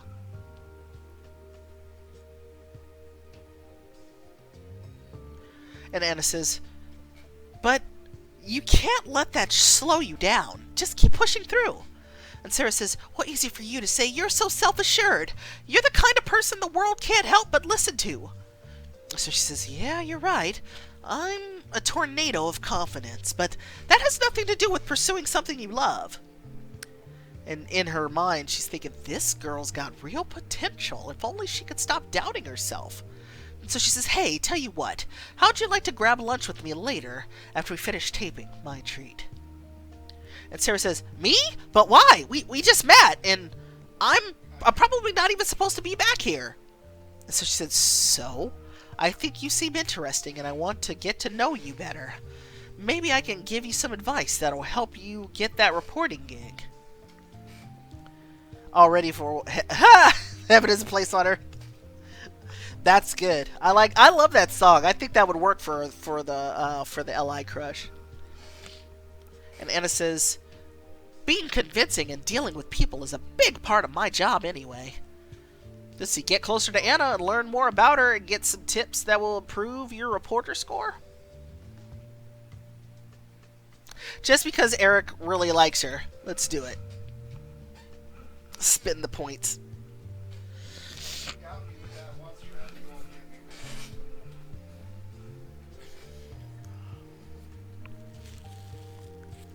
Hey, Payne. Oh, good. I'm glad. Thank you.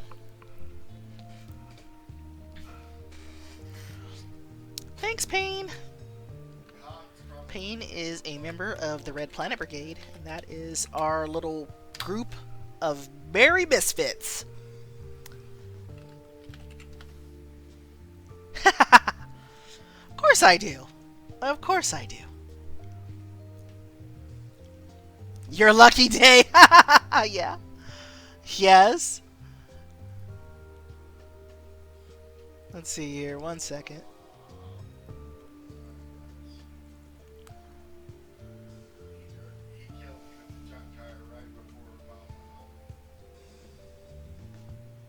All right. You're welcome.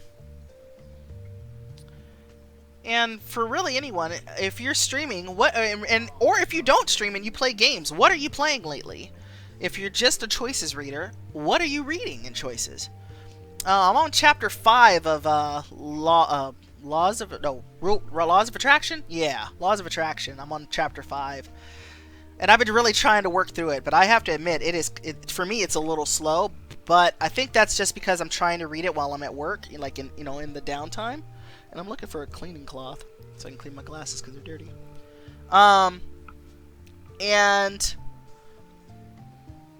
so I'm not paying attention to it like I should because I'm constantly interrupted, so I don't get to do that.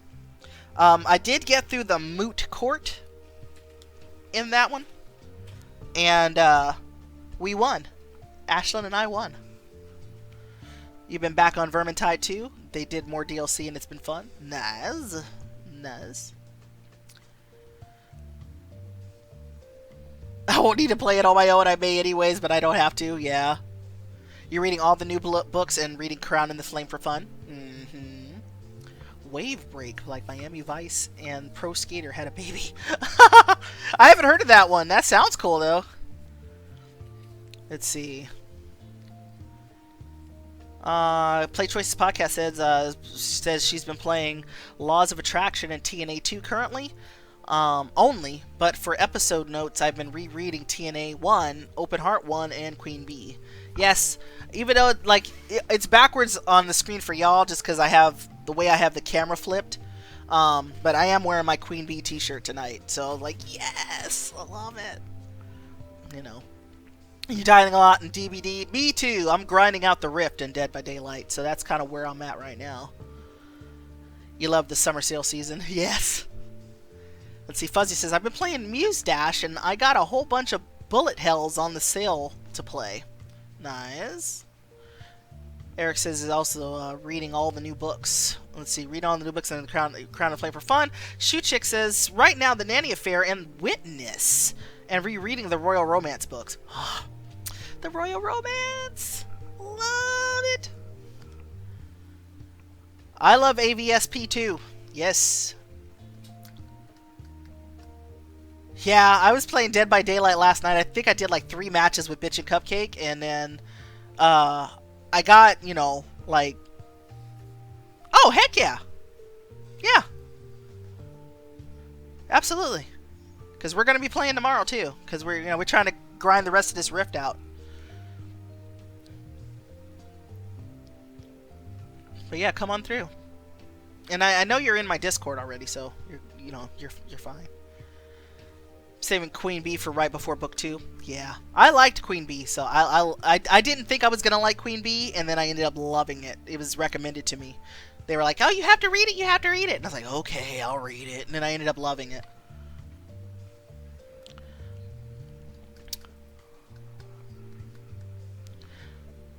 That's a good question. That's a good question. Payne asked, "What games or choices are you looking forward to?" Let's see. And then I'll continue on the chapter. Sorry, I got a little sidetracked. Just needed a second to chit-chat. Choices books, there's definitely, what is it? Wake the Dead. That's the zombie book that's coming out later. Surrender, I'm looking forward to that. Definitely looking forward to Queen Bee 2. The Royal Romance finale, I'm looking forward to that. Shoot. That's really about it on those. Welcome back, Nymphy.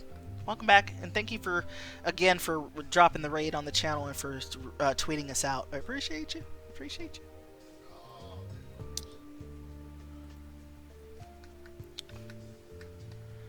Yeah, and then for games, Dying Light 2, I'm looking forward to that. I am also looking forward to...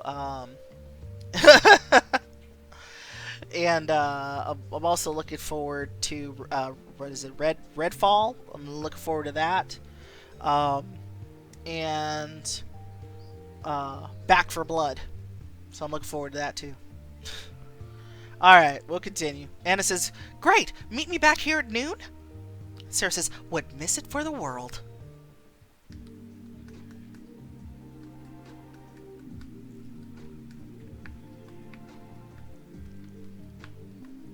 Found popcorn, and apparently we had cheese sprinkles. This is the best shit. Yes. Oh, Bloodbound. Yes. Yes. Yeah, I think Back for Blood is going to be awesome. I'm looking forward to it. So, I know when it comes out, I'm pretty sure I'm going to buy it. I don't know if it's going to be a day one. We'll see. But if I do, folks are, of course, welcome to join me and play.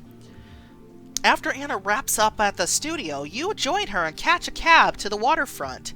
And you stroll by the water's edge, watching the waves lap against the pier. Sarah says, "Well, so how did the rest of the interview go?" Anna says, "It was fine once I showed Ellen that I wasn't going to let her walk all over me. She's salty, but this is my story, and she's not going to twist it." And Sarah says, "Are you some kind of superhero? I wish I knew how you do that." And she's thinking, she thinks I'm a superhero? Having faith in yourself isn't a sci-fi power, it just takes some work. And then she says out loud, "Let me ask you something, Sarah. Where do you think confidence comes from?" Oh, yeah, you're watching my buddy LaRichard Games? Yeah. He's so great. I love him. He's so great. Why am I so into this already? Well, I'll tell you this: if you've never, ever played Choices, you should, because I know you love a good story. And the app is free. Number one, you don't have to spend diamonds. I'm just doing it for the stream because it gives you, I mean, and I spend diamonds on my own playthroughs, but I'm doing it on stream just so folks can get other avenues to look at. And it's a lot of fun. And a lot of these folks that you see in this chat are also on Twitter, so they would give you lots and lots of recommendations on books to read, and you can talk to folks about it and all that stuff. Yes, Richard is a lot of fun. All right. And Sarah says, I think you have to know your strengths. Nobody's perfect, but if you focus on the things you can do, you won't get so hung up on the things you can't.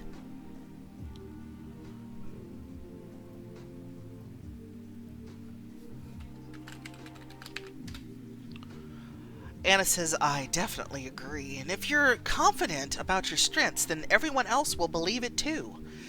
Look, I get the sense that you worry a lot about other people's opinions, and you're holding yourself back because you're afraid of judgment in the event that you fail.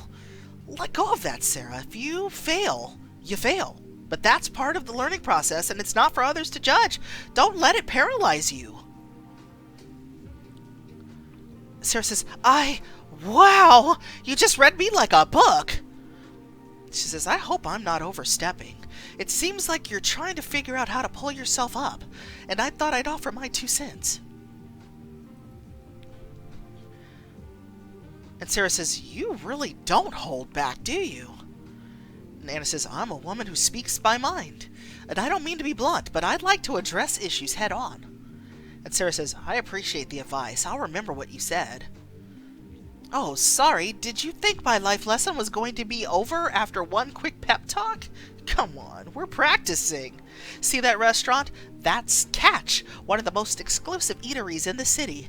And I hear you have to get reservations months in advance.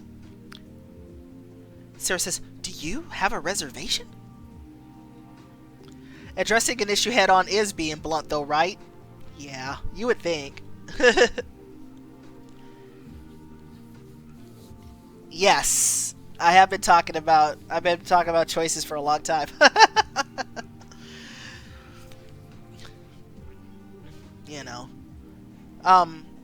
Yeah, I love this app so much. I love it so much.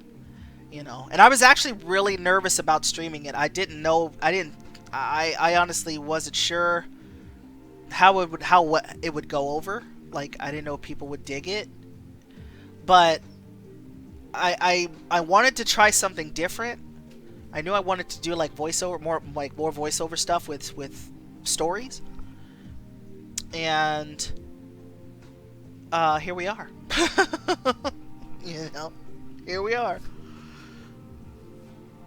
And it says, nope. I enjoy stories being read to me. This is perfect. Nice. Yeah, I was like, I think I tweeted about it last week sometime, where it was just like, I never thought about myself as somebody who would inspire people. And,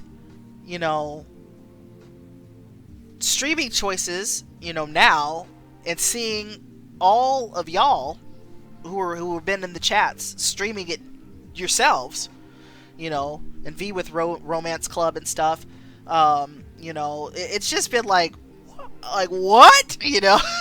Like, this is crazy, So, I think it's fantastic, Aw. I love you guys. You're so great. Aw. Alright, hearts and kitties for everybody. And then, I gotta throw an OMG in there. Yeah. And Sarah says, okay, then, I guess we'll just have to. And Anna says, but if you convince someone to let us in, lunch is on me. Thank you. And Sarah says, hey, you said lunch was your treat. Anna says, yes, and you foolishly accepted before you learned the terms. Now go make me proud. I like Anna. I like her. I like her personality. And then in her mind, she's thinking, I'm curious to see how she does. I get the sense that she's better at reading people than she thinks. You liked when I did the vampire game reads? Yeah, I do plan on bringing back the Vampire the Masquerade stuff, so that will happen. That will happen. I haven't forgotten. And I also got the werewolf game. I got that too. It was gifted to me by I'm the Metal Lord, and he gifted me the werewolf game. Yeah, I think you were here for when I did the beta on that. Sarah says, "You don't know the half of it, Anna." She's thinking it in her mind. You cautiously approach Catch's main entrance, where a well-dressed doorman stands imposingly.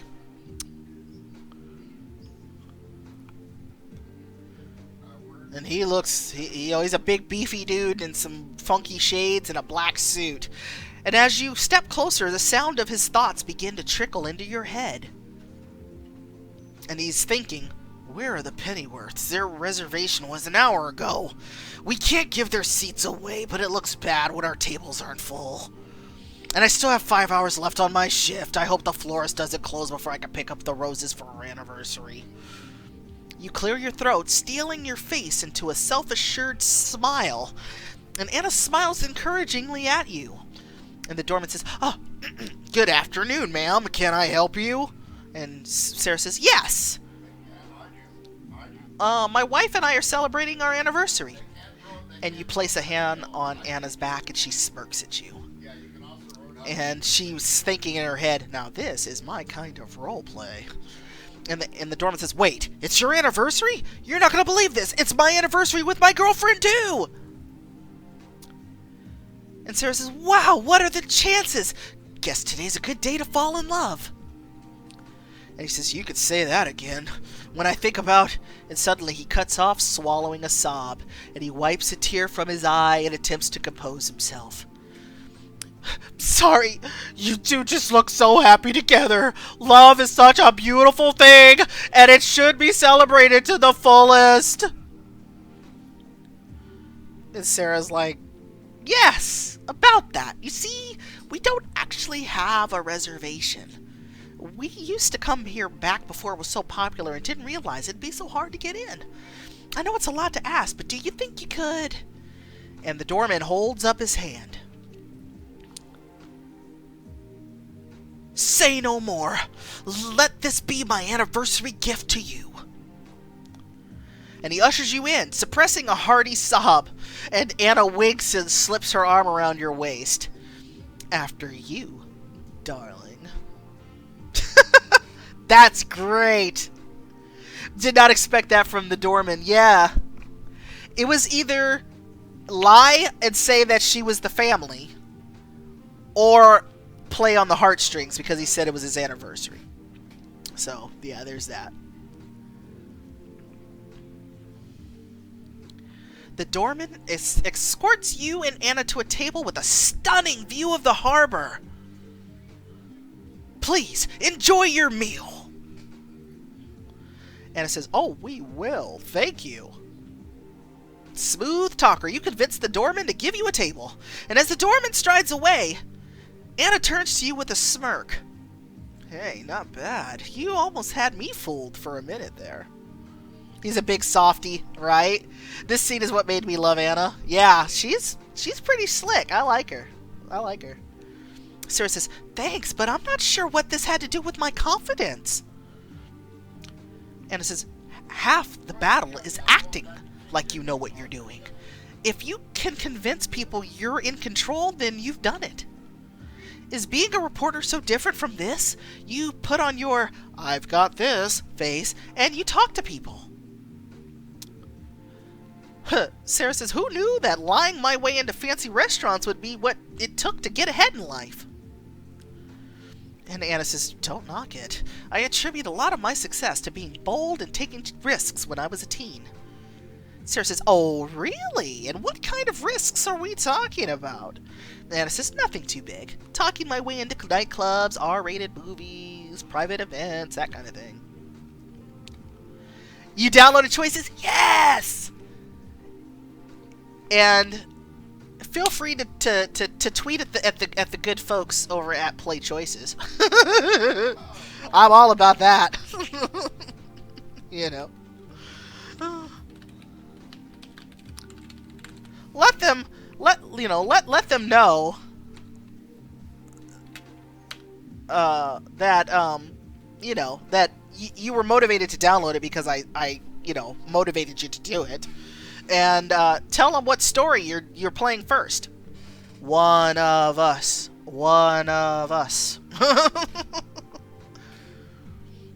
And then we'll once you find like those like first couple of books that you really love, we'll bring you into like all the fandom stuff because there's lots of fan fiction out there. So we got you. Yeah, Bloodbound is a great book. Great series of books. Vampires in New York. And The Crown and the Flame is a like medieval times kind of book, and that one's really good too. That's a high fantasy series. Royal Romance is modern day, and it's kind of, I don't know, it's kind of like a modern day Cinderella story, really. Yeah. But feel free to tweet at him and let him know. Oh. And it says, well, yeah, so nothing too big. And then Sarah says, wow, so you were a kind of a rebel. I guess that fits with your past protests. And Anna says, no, it's not quite like that. I wasn't intentionally acting out, but when I want something, I get it, one way or the other. Yell at them on MK's behalf, at least. Thanks, Payne. Yes, there's a lot of fan fiction. How long has everyone else been playing? I started a few months after the game launched. Oh gosh. Yeah, I'll have to look because it's been a long time. It's been a long time.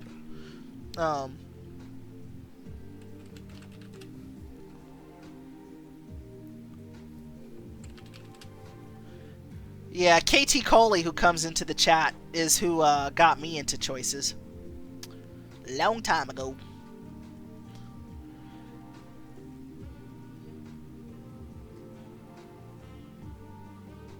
At least I know that. Yeah, because I know for sure. Let's see. I was there when Open Heart came out. And then Desire and Decorum hadn't finished yet. Then I read the Royal Romance. Yeah. So I've been around for a while. Like, I was looking back at like some of our DMs and stuff. At least 2018, early 2018 maybe. Maybe before that. Okay. Let's see. Anna says, for instance, I wanted to watch a screening of Mulholland Drive. That movie is so weird. Mulholland Drive is a weird movie. And I wasn't going to let being under 18 stop me. And Sarah says, wow, I never would have guessed that you had such a flagrant disregard for the rules. You seem so... And Anna says, erudite and high rolling. And Sarah says, it's like you've read my mind, but I want to hear more about your ability to talk your way into anything. Tell me, what was the sneakiest tactic you ever used? Anna says, you know that band Ghostly Unknown Octopus? I was a big fan in high school, and when I heard they were playing a show, I had to get backstage. I showed up to the venue 3 hours early with the clipboard and started giving all the crew directions. They thought I was the theater manager. And she says, no way! Couldn't they tell you were a high schooler?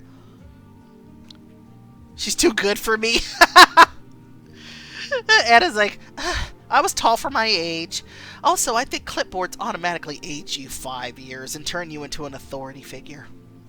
Anyway, I finally got my chance to slip backstage and meet with the band, and it was everything I could have hoped for and more. And Sarah says, they weren't mad that you lied about who you were and bossed their crew around?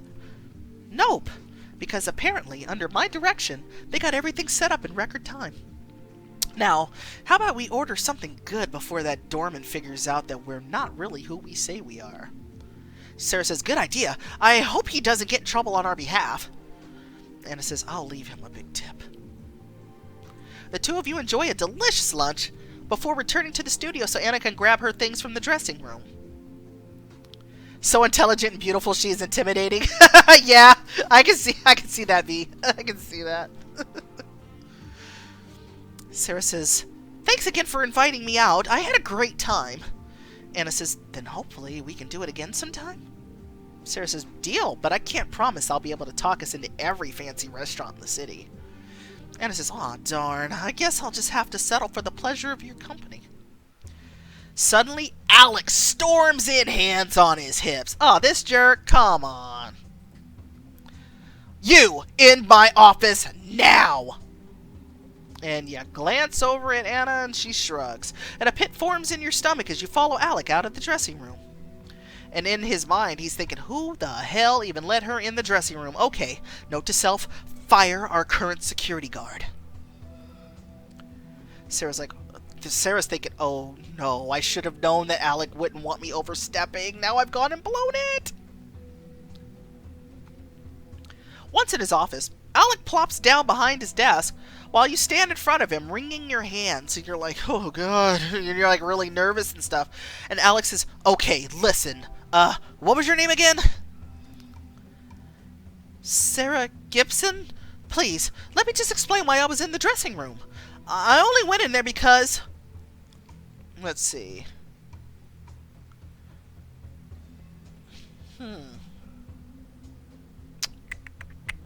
I wanted to check on Anna, or I'm disoriented. I agree, Shoe Chick. She can do better not working for Alec.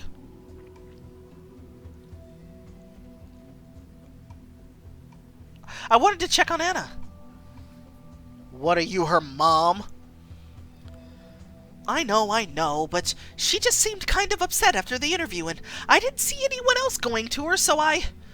And Alec waves his hand in irritation, cutting you off. Sarah, shut up. I don't actually care why you were back there.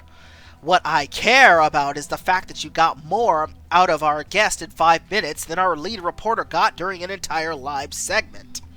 I mean, I'm still trying to figure out why she invited you to lunch. That girl's gotta have a wallflower fetish or something. That's a good line. A wallflower fetish. That's a good line. I like it.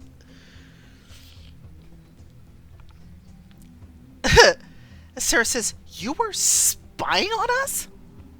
Alex says, if seeing you two leave together, then sending an intern to tell you, and tell me where you went counts as spying, then yes, I was spying. Sarah says, that does count. That's literally exactly what spying is. Whatever. My point is that you nailed that conversation with Anna, and it's like you were inside her head. Sarah, how would you like to be our newest junior reporter? And Sarah's like, what? That's the end of chapter 2. Let's see. We'll catch up with chat, and I'll take a break for just a couple minutes, and then I'll come right back. We'll do one more chapter, I think. And we'll roll from there. I'm looking at how many chapters we got in this book, because that's kind of one of the things I look at, like, for how long we're doing streams. So, yes! Oh, and you're Nymphie's gonna play The Crown and the Flame. Yes! Such a great series. I love it. So thanks, Nymphy, for tweeting it out. Alright. And let's see. So I think we got like 14 chapters to do in this book. So yeah, we'll do just one more. We'll do one more chapter, and then we'll call it a night.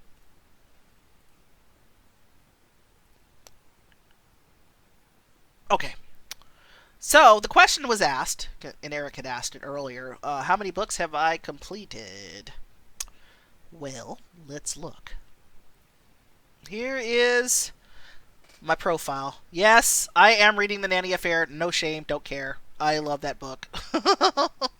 I love the Nanny Affair. It's great. I've completed 71 books. So, that's a lot of chapters.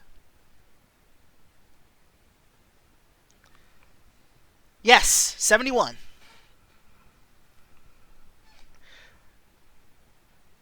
It just downloaded that for me. Yeah.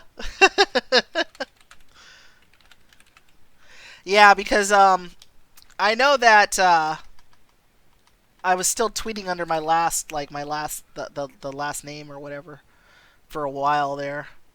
2020, 2019.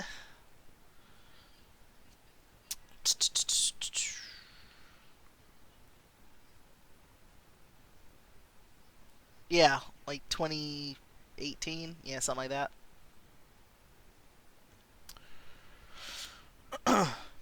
Oh yeah, I love that book. So yes, Perfect Match, love it. Open Heart, I like it. The It Lives anthology, I loved it. Most Wanted, I'm gonna do like some little mini fan fictions about Most Wanted because I really love it. Platinum was good for a one off. Curtis Anna Rome is good. I could go on and on and on and on and on about it. So if you ever have questions, let me know. I got you.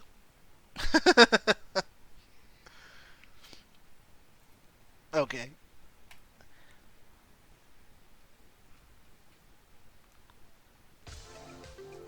All right. I'm gonna be back. Give me like 2 minutes, and then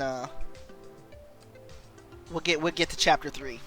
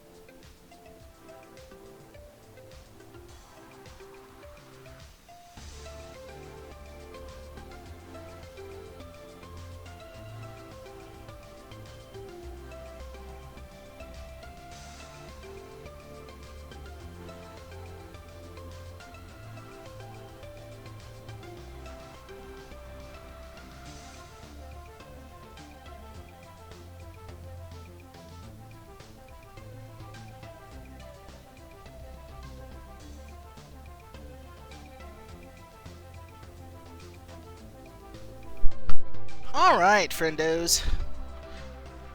Welcome back.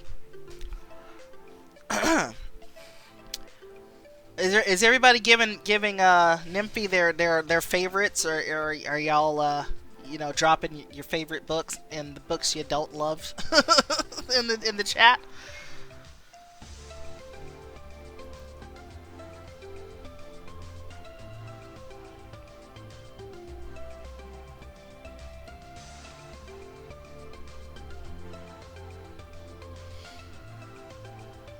The Tomorrow War? Oh, that's a movie, isn't it?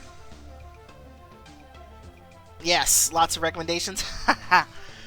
Yeah, I mean, I've read a lot of the books, so, I'm rocking my Queen Bee shirt. Queen Bee, definitely one of my favorites. It's very saucy. It's very saucy. Tomorrow War is Amazon Video. Oh, okay. Yeah, I think Jingo was telling me about it. Chapter 3 is called Thought Process. Alex says, well, do you want to be our new junior reporter? And you gape at Alec and move your lips to accept the promotion, but no sound comes out. Yes, excuse me, sir. This is just a dream come true. Yes, I'll be your junior reporter. Yeah, you might as well. Yeah, you're already paying for the service, so, I would say watch it. I'm kind of curious about it myself, so.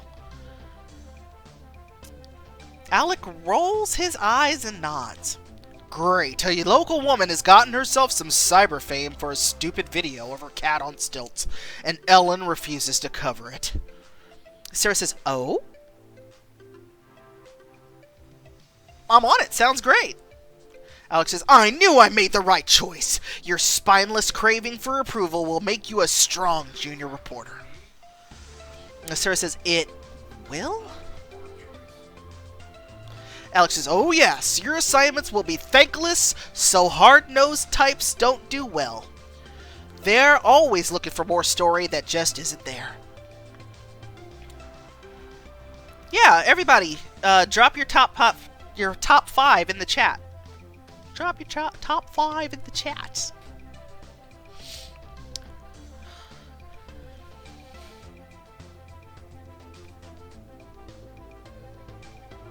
And Alex says, yeah. So, let's see, they're looking for more story that isn't there. Sarah says, maybe there is more story there. I might surprise you. And Alex says, I doubt it on both counts. So go home, look into Jinx99's video of this cat on stilts. And Sarah says, okay, and does she have a real name? Alex says, nope, her identity is something of a mystery. All we got for the interview was her address. The rest is your job. Alex is trying to come up with some good questions, but don't hurt yourself. You're still on training wheels. Sarah says, you've got it! I'm on the case!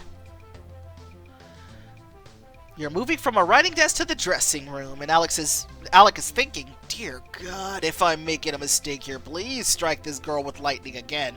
Amen. The next day, oh, yeah, by the way, the background that you see on the app right now is the background that I'm using for the overlay. Same background.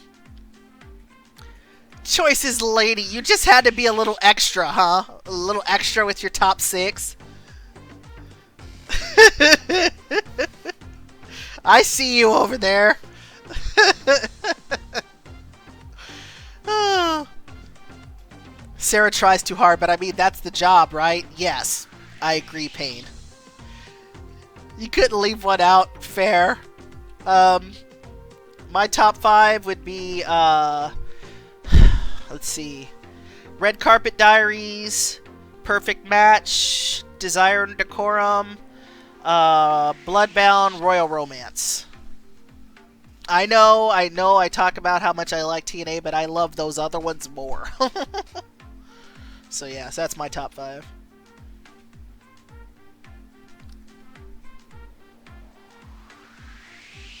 Let's see.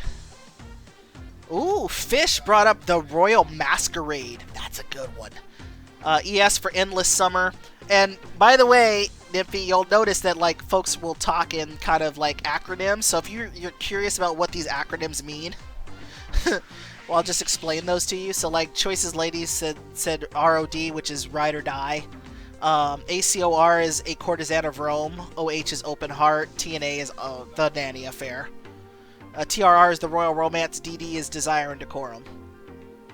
So, let's see. Fish, The Royal Masquerade, Endless Summer, A Courtesan of Rome, which is a great book, by the way. The Crown and the Flame, that's TC and TF. And then, let's see. PT?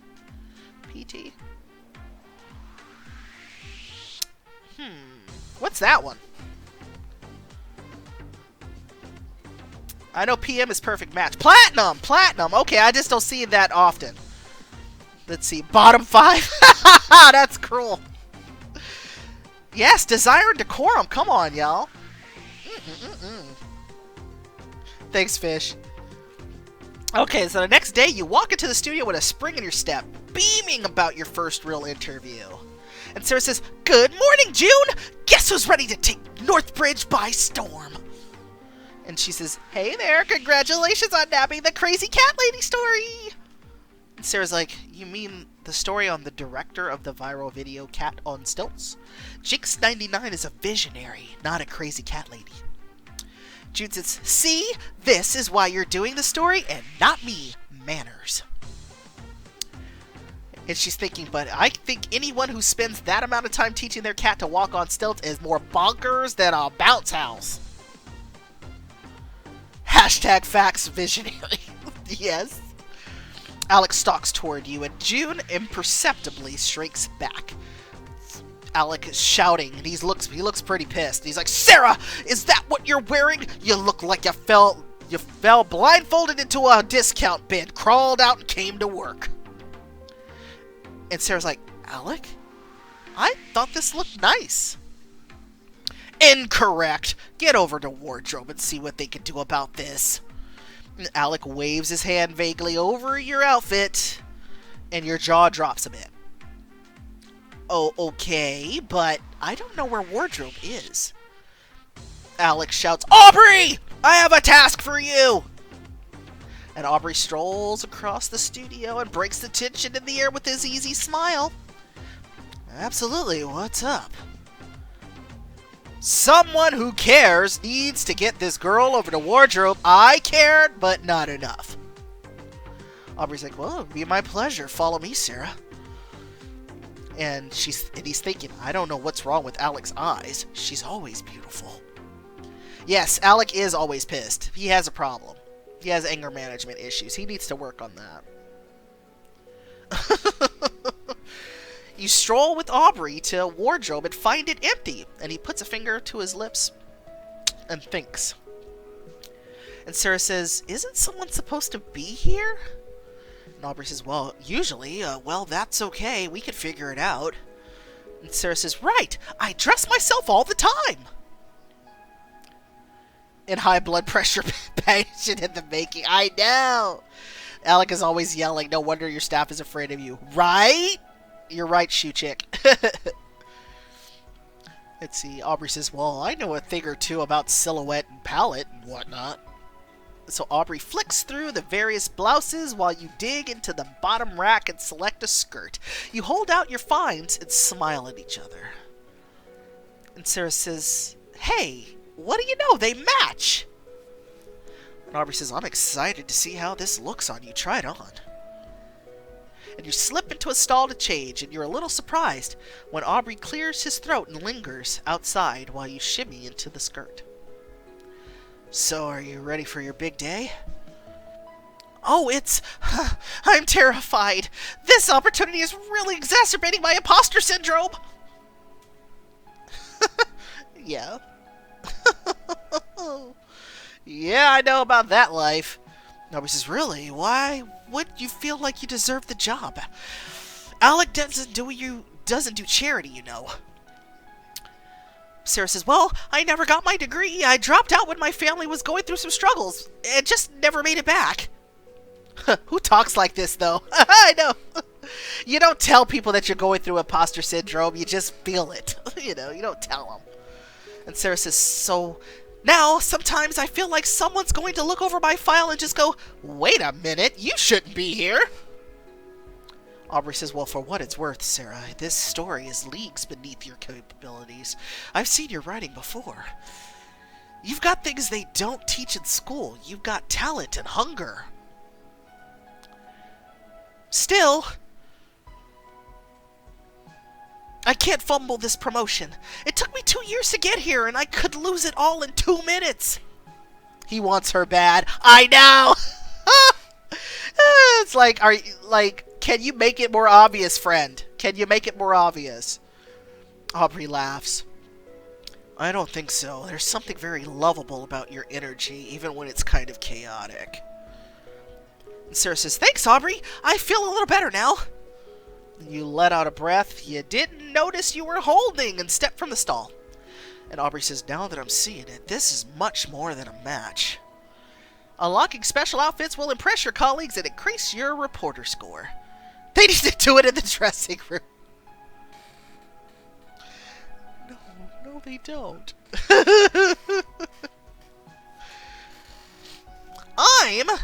Oh, that's cute. Stay thirsty, my friend. I know. This is a cute outfit. This is cute. I would wear this. I would wear that. I would have nowhere to wear it to, but if I had the opportunity to wear it, I would. Men in choices always sip very non-subtly. Dang. Wow, shoe chick, why you gotta call it out like that? Why you gotta call it out like that? Oh. You didn't have to do that, tell them the truth on the app and stuff. At least they're in touch with their feelings, though, Nymphy says. Yeah, it's true. It's true. Sarah says, confidence boosted. Maybe you missed your true calling as a fashion consultant. And he says, oh, smoothing out the creases is part of my job description here, even the littlest ones. If you want to touch her skirt, Aubrey, all you have to do is ask. I know, that's what I'm saying. It's like, shoe chick isn't wrong. Totally right. Sarah says, well, I thank you for your efforts. It must be hard taking care of everyone at the studio. Hey, KT. Aubrey says, it's not hard. It's very gratifying, and you're welcome. So, be honest, am I hot? Why not ask? You do a little twirl and prop your hand on your hip, and Aubrey smiles softly and straightens the bow on your blouse. Beautiful, he's thinking. He says, I think you're about to kill this interview. There's something so stunning about retro fashion on a modern woman. Oh, you think it's funny? Good. It's supposed to be funny. Are we sure Aubrey is straight? Yes, I'm pretty sure.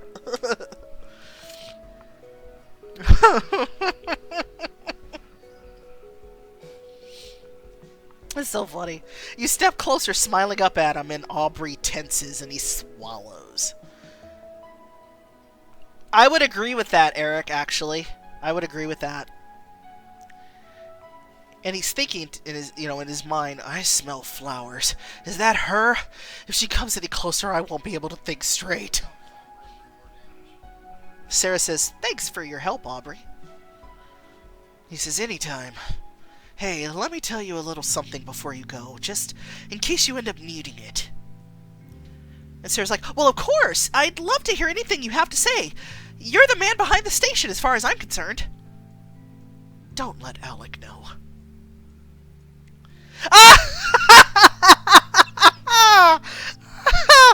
Nippy says Kat makes him sound like he's gonna have an accident in his pants any time. Oh no! Is that good or bad? Like, oh my god. Oh, is that bad? Oh man, do I need to change his voice? Oh my god. Hey, Dipped. You think it's perfect? Okay. Oh, jeez. I was like, wait, what? Oh my goodness. Oh my goodness.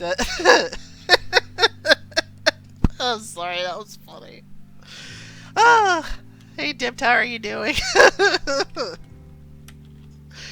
Oh, my, oh wow. I am having fun. And I'm crying now. I may start snort laughing in a minute, hold on. My job is done. Oh, jeez. Right, Nippy, thank you. I have to laugh. Oh my god, I have to have like a crack up at least once a stream. Come on now. Oh.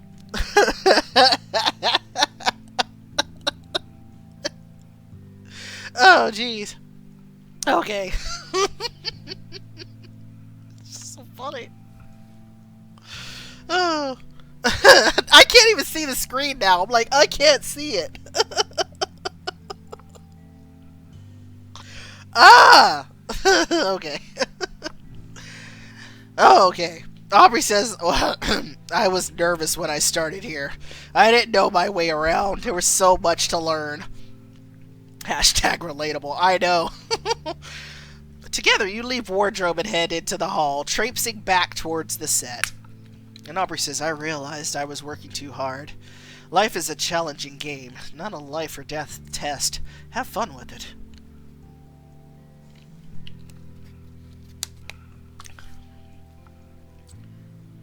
Sarah says, what was your greatest challenge? Alec, without a doubt. And you both laugh and then glance around to make sure he's not within earshot. And Sarah's like, I didn't know we had so much in common.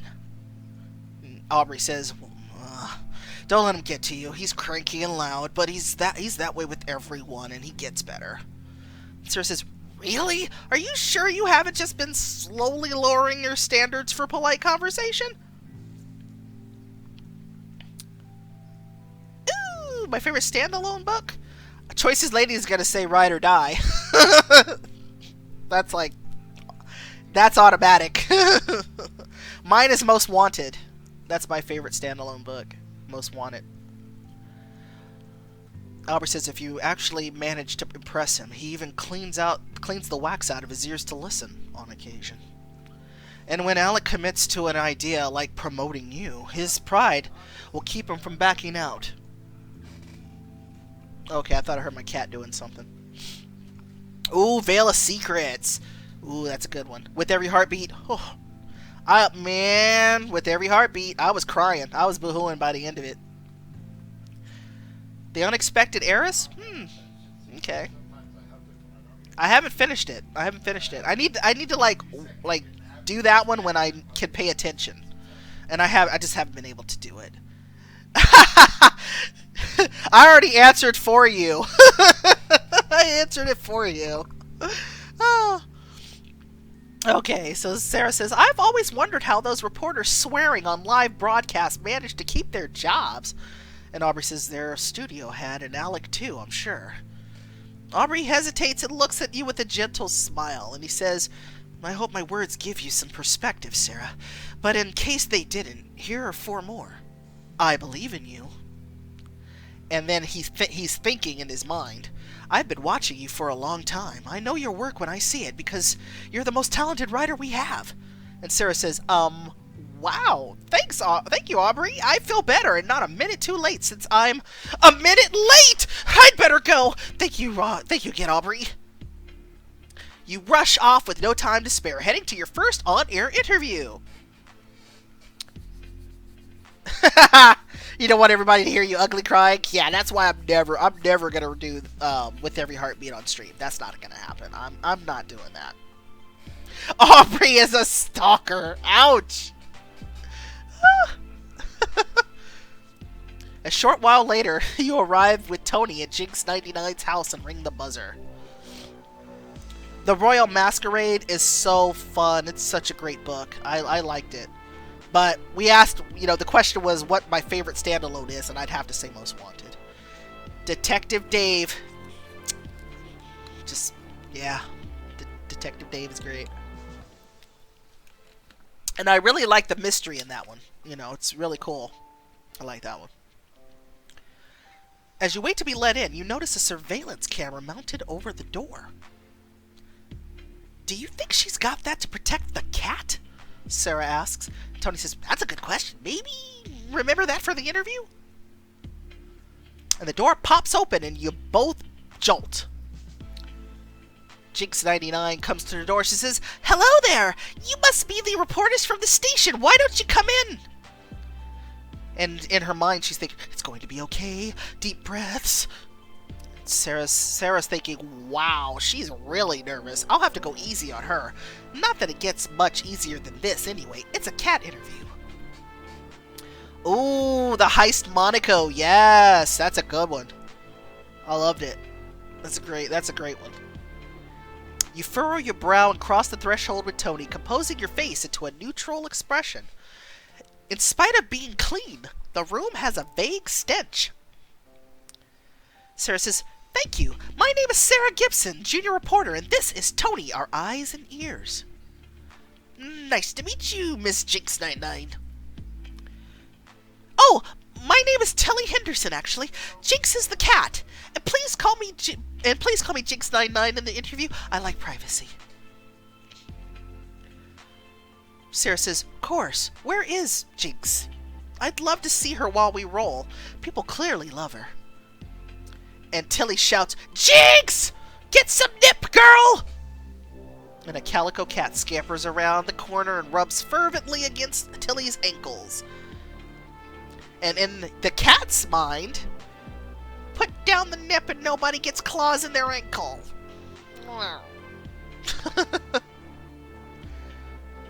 Nobody move. Nobody get hurt. You clear your throat to keep from laughing, but you end up laughing anyway. And Sarah's thinking, so I can hear animal thoughts? This just keeps getting better. Welcome back.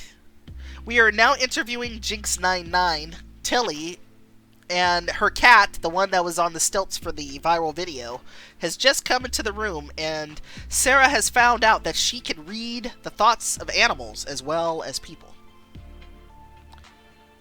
Tilly smiles again and she says, she just loves her nip. She'll do anything for it, even walk on stilts. Watch this.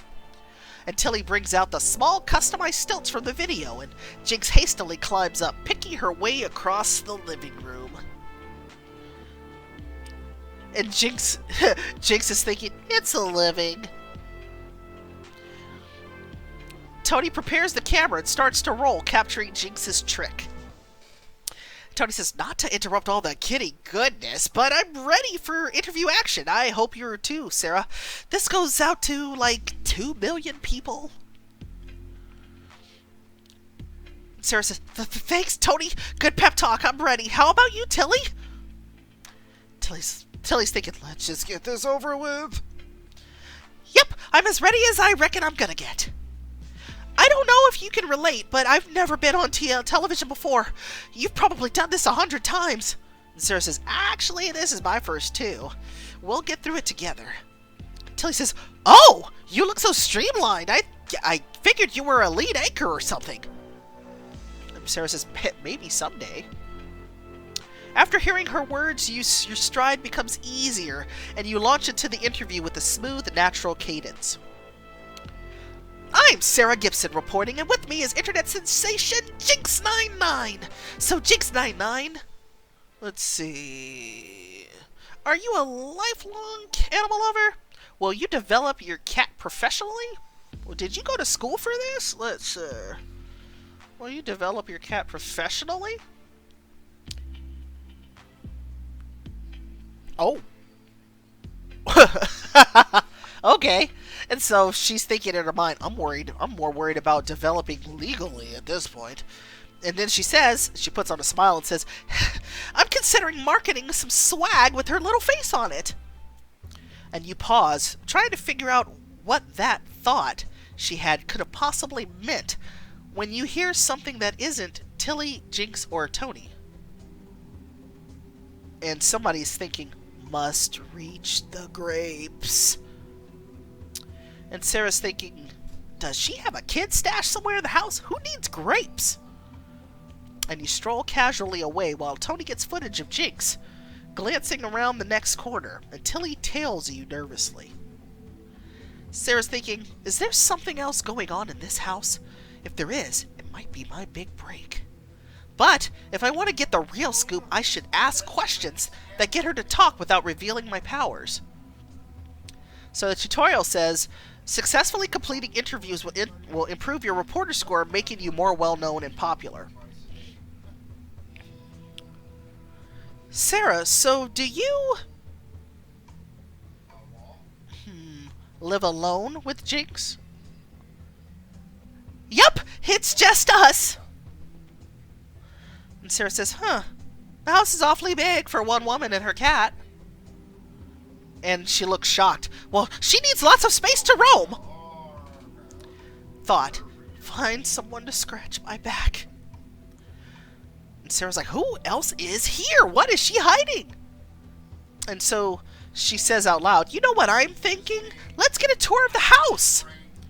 Tilly is shocked. She's like, oh, I really don't think that's necessary. There's nothing to see, and besides, the cat is right here.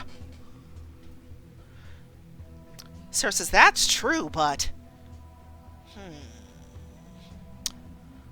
we need some establishing shots.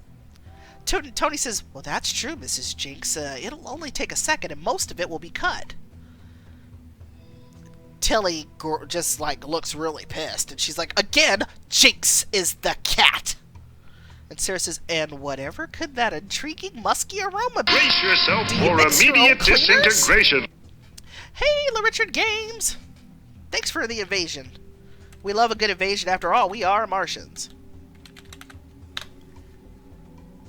Richard is awesome. Streams Dead by Daylight. Streams other horror games with streaming Tell Me Why tonight, which is a great, great, great game if you haven't played it. It's fantastic if you love a good story. Welcome, invaders! Thanks, Paige.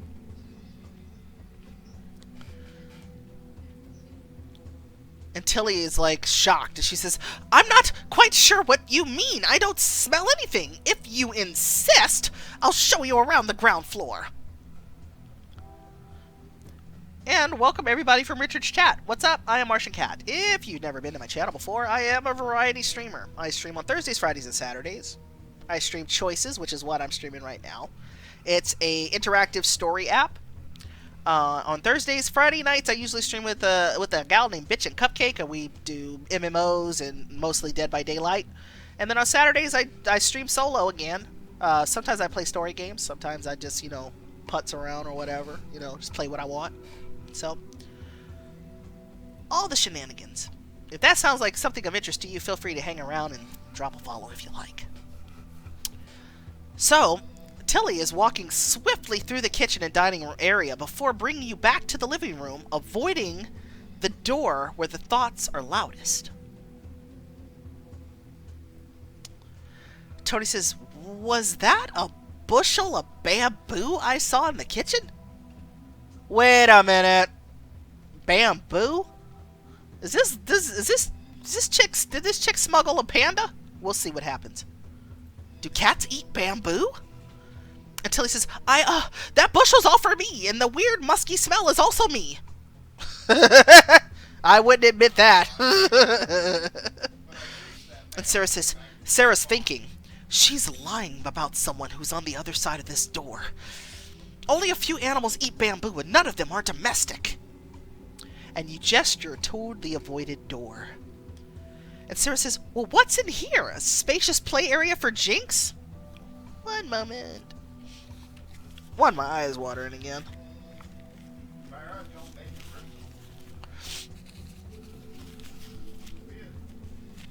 Okay. And yeah, spacious play area for Jinx? And Tilly says, that's a bedroom! Sarah says, look.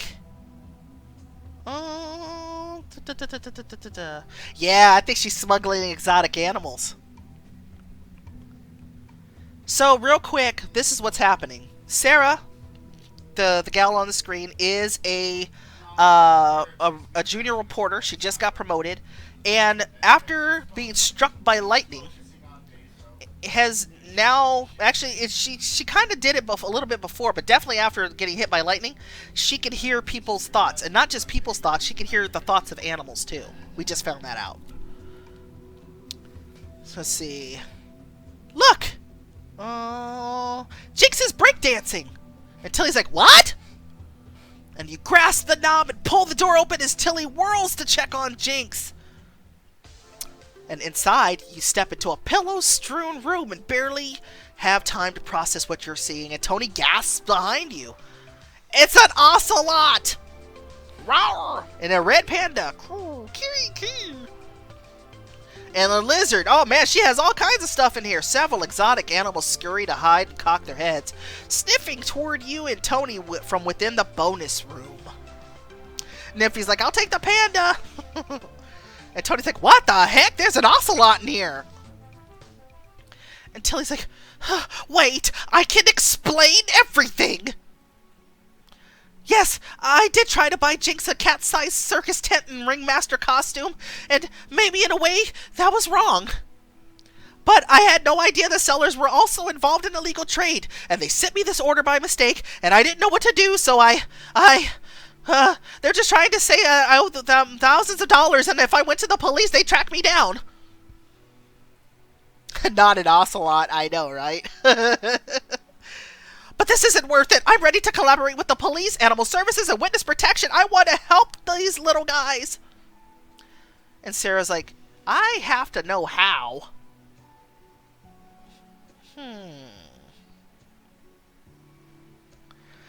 Okay, so Sarah has 3 questions that she's thinking about asking. So I have to know how long this has been going on. Or I have to know how they possibly mixed up your order. Or I have to know how you've cared for them so far. I'm kind of curious how they mixed up the order too. What about everyone else? What do you think? 1, 2, or 3? What are we asking?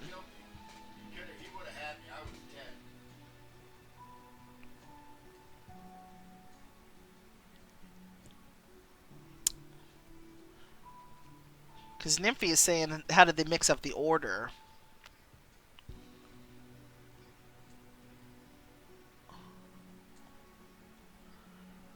But I'm kind of curious what you all think.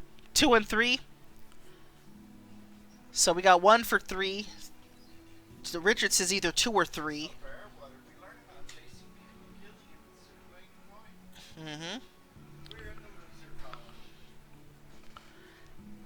Yeah, I'm kind of curious too. You know what? I'm gonna go.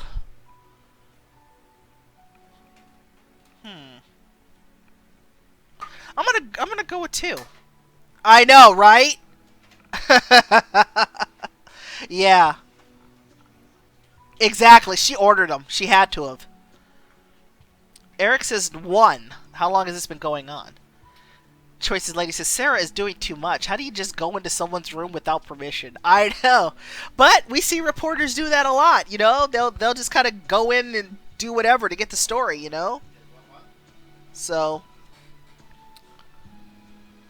Oh, no.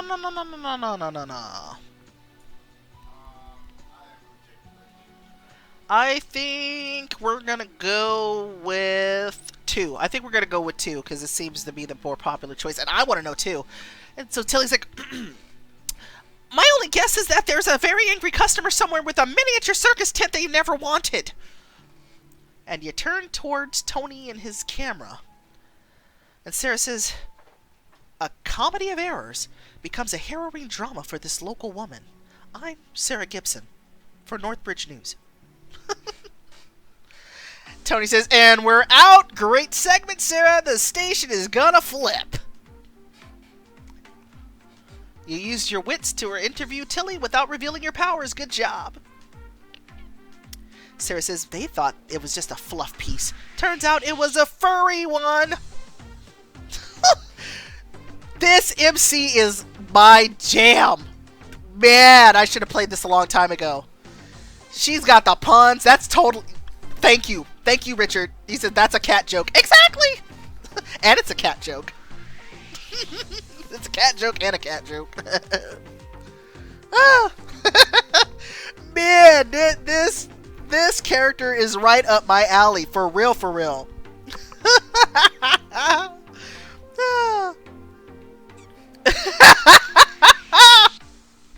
It's been funny. She's punny, man. I like it. I like her. After the authorities arrive and you wrap up your segment, you exit the house and prepare to return to the station. And Jinx surprises you by following at your feet. Psst! Lady! Take me with you! And Sarah says, I don't think so, Jinxie. I don't know anything about managing a celebrity cat. Sarah says, are you seriously unhappy here? With all the nip you can handle in your stilts? And Tilly steps out onto the sidewalk behind you. And Jinx is like, dang it, my escape is foiled. Tilly says, hold on a minute there, Miss Gibson. There's something I wanted to ask you. Now that I'm cooperating with the police, they want me to relocate and lay low during their investigation. Jinx is famous, though, and she's too high profile to come with me wherever I go, and I'm not sure where I'll end up. You seem to have a connection with her, though. Would I be wrong to say that you'd give her a happy home? And Sarah's like, me? Adopt Jinx? Ha ha! Yes! Even thinks like a cat. Like, check me out. I'm super cute. I'm like fuzzy and stuff, and I got pink paws. So Jinx, the cat, it's a calico, is thinking, look at this silky coat and these little pink paws. I'm so cute. Yes, it is. It's cute. Adopt Jinx to see her adorable, snarky antics throughout the book. Yes. We are totally adopting the cat. Yes. We adopted the cat. I mean, because I love cats, but this cat is great. Oh, jeez. I haven't adopted a single pet in any of the Choices books. Yeah. I know they did it to get us to adopt pets, but I dislike people who abandon pets. Yeah. Okay. Sometimes I don't, but I like that this cat actually like has thoughts, and it's more than just meow and or bark and everything else. This cat actually is going to be like thinking stuff that the human can understand. That's the only reason I adopted this cat. I mean, besides cats. So, cats. Tully says, oh, that's wonderful. You're such a blessing, Ms. Gibson. You come into this house, and you just turned my life around. And Sarah says, all in a day's work, ma'am. Come on, Jinxie. And let's see. Ooh. Do we want to rename the cat?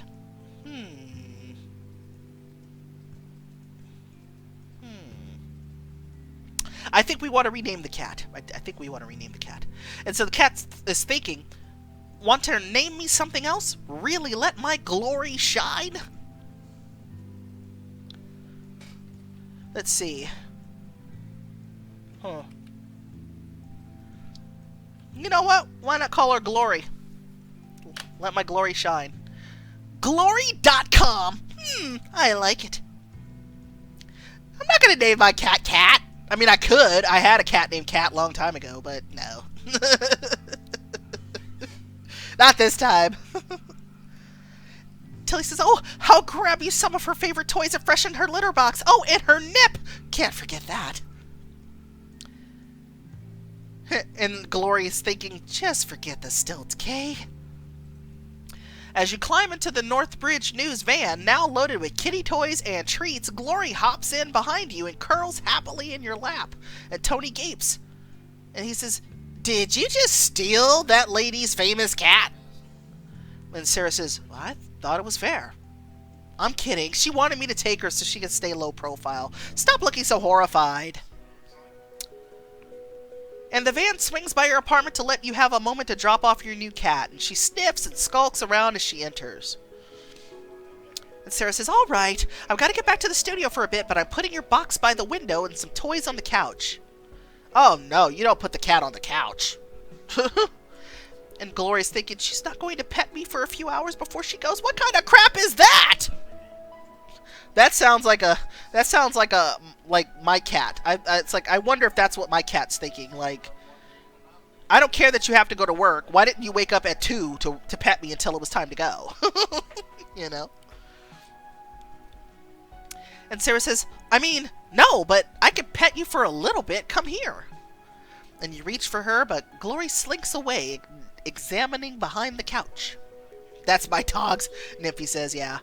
And then, oh, and in typical cat fashion, you give them the attention they want, and then it's, I'm good. I'm not even going to bother with you now. And so Glory is thinking, I'm fine, actually, pass. And Sarah's like, chin scratches wouldn't change your mind? And and Glory's thinking, I'm my own woman. This new master will learn that soon enough.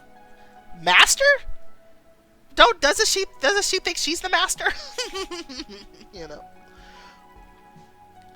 Sarah says, yeah, even big, strong kitties need chin scratches, Glory. You'll come back around. And Glory is thinking, I could survive in the wild if I wanted to. She couldn't make it 5 minutes. I don't need scratches. Unless it's a playful ankle swat. And Sarah says, hey, if you want to go rough it in the woods, be my guest. I was under the impression you were attached to the good life. And Glory is thinking, I mean, look at those soft little claws she has. I bet she couldn't kill anybody. And Sarah's looking at the cat and like, are you serious? I am a savage, Glory. I wasn't trying to assert my dominance this early in our relationship, but you need to know. I'm basically a superhero. Don't you notice how I'm the only human who knows what you're thinking? And the cat is thinking, I'm so bored right now. And Sarah says, I could sprawl over my keyboard all day, any day. Sometimes I push stuff just to watch it fall. And Gloria is thinking, I need to lay down on some nice clothes and shed. Where are the good sweaters? Oh my god, it is my cat. It's my cat. Gloria is thinking, come get me in 18 hours. And Sarah's like, come back here, Glory. We can rule this roost together. Truce? Glory doesn't respond. And Sarah's like, or some catnip? And then Glory goes, Plow. Glory hops onto the couch and touches your hand with her paw. Glory thinks, you're back in my good graces, human. You may pet me now. No. The cat didn't think that. Sarah says, okay, let me think about it. I don't want to spoil you even more than you already are. Gloria is thinking, I'm very serious about my nip, human. I've staged several successful coups in my time. And you consider the little bag of catnip. I'm going to hold on to this for now. Sarah says, what is that horrific sound coming out of your face right now? And Sarah's like, you have a serious problem, Glory, and I'm glad you're in my care now. I think we need to get that nip out of your system. Somebody's an addict. And Glory is thinking, you're taking away the cat's weed. Nippy says, yes, I am. She needs to survive without that for a little while. She's become an addict. And Glory is thinking, she's just going to leave it on the table, isn't she? She's going to make me chew the bag open. Myself, like a cave cat. Oh, I do a good cat? Thanks. Says the high person right now. Nippy says. You hesitate and move the bag of catnip onto a high shelf. Okay. Adopting the cat was like the best part of this story so far. And Gloria is thinking, you're not my real mom and I hate you. Oh. And so Sarah's like, how about a low-fat tuna treat instead? And you drop several pieces onto the floor, and Glory gobbles them up quickly. And the cat thinks, you know what I'm thinking? We should get a fish tank. And you sigh and settle beside Glory, smoothing your palm over her silky coat. And Sarah's like, I wish I didn't have to go back to work, you know. Glory is thinking, oh, that feels so nice. My old human always pet me far too roughly. And Sarah's like, I'd love to curl up in a sunny spot all day with you. Glory's like, so she's purring. Sarah says, I'll be home soon, okay? Okay. And Glory checks out. Z's.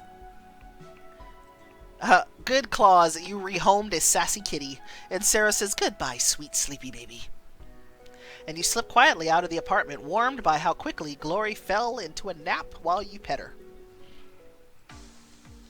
Kind of feel sorry for poor Tony sitting outside waiting. I know, right? It's like, I don't even think that Sarah drives. I don't think there's been any mention of her actually like driving her own car or something.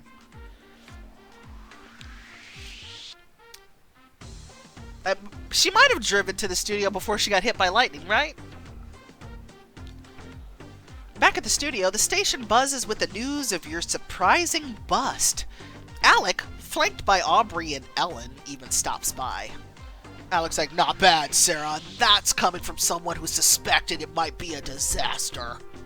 And you even shrug. Sarah's thinking, he remembered my name!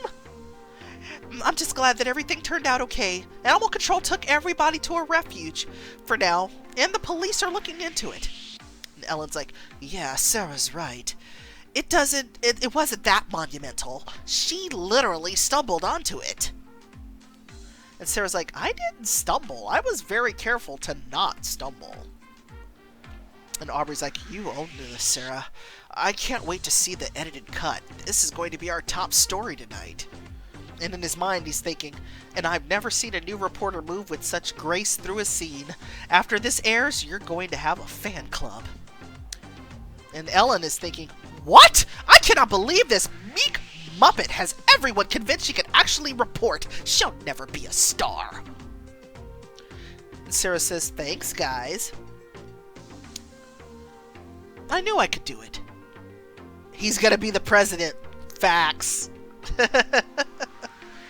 Ellen scoffs and strolls away, but Alec lingers a moment longer, considering you more closely. Alec is smiling and he's thinking, now that's my head reporter's attitude. I've got my eye on you, new girl. And Sarah's thinking, I've worked here for 2 years, but I'll take it. And Alec heads off for the night and you turn back to Aubrey. And Sarah says, I guess I'd better clock out too, before I uncover any more illegal trades around here. Then Aubrey's like, I like the attitude, Sarah. It looks good on you. Forgive me for hoping that our talk from before has a little something to do with it. And Sarah says, you know what, Aubrey? You know what, Aubrey? You and me are the real MVPs tonight. And I should give him a long hug. Because he seems like he really wants it. You step closer and wrap your arms around Aubrey, taking a deep breath. He smells of expensive aftershave and fresh linen. And he looks shocked, and he's thinking, she's so soft. I could spend all day like this. He's a lech, man. And then he says, sometimes it does feel like the whole place rests on my shoulders, but being with you, the load doesn't feel quite as heavy. I know. Slowly, you and Aubrey pull out of the hug at the same time. And Sarah says, oh yeah? I thought you had to reorganize tonight's broadcast with what, 2 hours to spare? Aubrey's like, I'd happily work overtime to give you the chance to shine. But seriously, you make my day a little easier. It's hard to describe, and I probably shouldn't even if I could. And Sarah says, of course, that's very professional of you. Eric says, Aubrey is a horror villain. A horror movie villain waiting to happen. I agree. And Sarah says, well, I should probably go. Good night, Aubrey. Aubrey's like, or Aubrey's thinking, I wish she wasn't so adorable, damn it. Aubrey says, good night to you too. And the romance meter goes up. And you gather your things and head home, still feeling a little dizzy with your recent success and excited to share the news. 1 second. So later that evening, you sat between your father and Jaime on Dad's couch, happily chewing on pizza and watching your broadcast go off the air. And the anchor on the television says, "The perceptive and stealthy techniques used by our newest reporter will certainly have Northbridge clawing for more." And you turn eagerly to glance between your dad and Jaime. And Sarah says, "So, what did you guys think?" And Jaime says, "Cat lady turned international pet smuggler? New reporter gets the scoop? It's great, Sarah. I'm not surprised at all, though." At the end, we need your LI rankings. Okay. Okay, I can do that. And Jaime says, "Let me go grab you a drink, hotshot. I'll be right back." And Sarah says, "What about you, Dad? Did I get your blood pumping? I thought my interview tricks were pretty slick." As Jaime heads into the kitchen, your dad shakes his head softly. And he's frowning. And he's like, "I can't believe the studios didn't send you in there with more backup. What if she'd been dangerous? Who did you have? Just cameramen?" And Sarah's like, "I had Tony, but there was no way the station could have anticipated anything illegal at the house. It was supposed to be about her cat." Dad is a downer. Like, what's his buzz? You know? He's been, like, completely unsupportive this whole time. And so Dad says, "Are you telling me that the studio provided you with one person to help you? I'm going to call that, what did you say his name was? Audrey?" And Sarah says, "Aubrey, Dad. And please don't call the studio. First, I'm sure Aubrey is home by now. And secondly, it was no one's fault." Dad says, "There was a damn tiger in that closet. Anything could have happened. What's next? A battlefield? A bank robbery? You're a writer." And in his mind, he's thinking, "I knew she never should have taken this job. She's not meant to be on the front lines. She's always been safe and happy on the sidelines." And Sarah says, "I'm perfectly fine, Dad. I promise. All I want is for you to be happy for me, okay?" And you roll your eyes and shake your head. Sarah's like, I got a raise. I got a promotion. My story is leading the news tonight, Dad. You should be thrilled." Narcissistic parent. I agree, Nymphy. And Dad says, "I don't see what the problem was with your old job, though. You don't make that much more on this one." Wow, Dad. Way to go. "And the degree you started was in journalism. All your experience is in researching and typing. Not to be some kind of action star." I have to make Dad sound like a jerk because he is a jerk right now. Sarah says, "I'm expanding my skill set, though, and it's making me really happy, even if you can't share that feeling." He worries way too much. I agree with that. And if he says, "Yep, sounds like my mom." Oh, no. And Sarah's like, "Yeah," so it says, "Even if you can't share that feeling." And Dad says, "I'm trying. Isn't that enough?" And Jaime steps back into the room and hesitates, furrowing his brow at the sudden shift in energy. And Jaime says, "Did I miss something?" Dad is thinking, "I just know you can't do this, and it's hard for a father to stand back and watch his daughter set herself up to fail." Fish says, "Does he think journalism is only a written medium?" Exactly. Like, you can be a journalist and be on television. Hello? And Sarah says, "Nope, I'm just stepping out for some fresh air.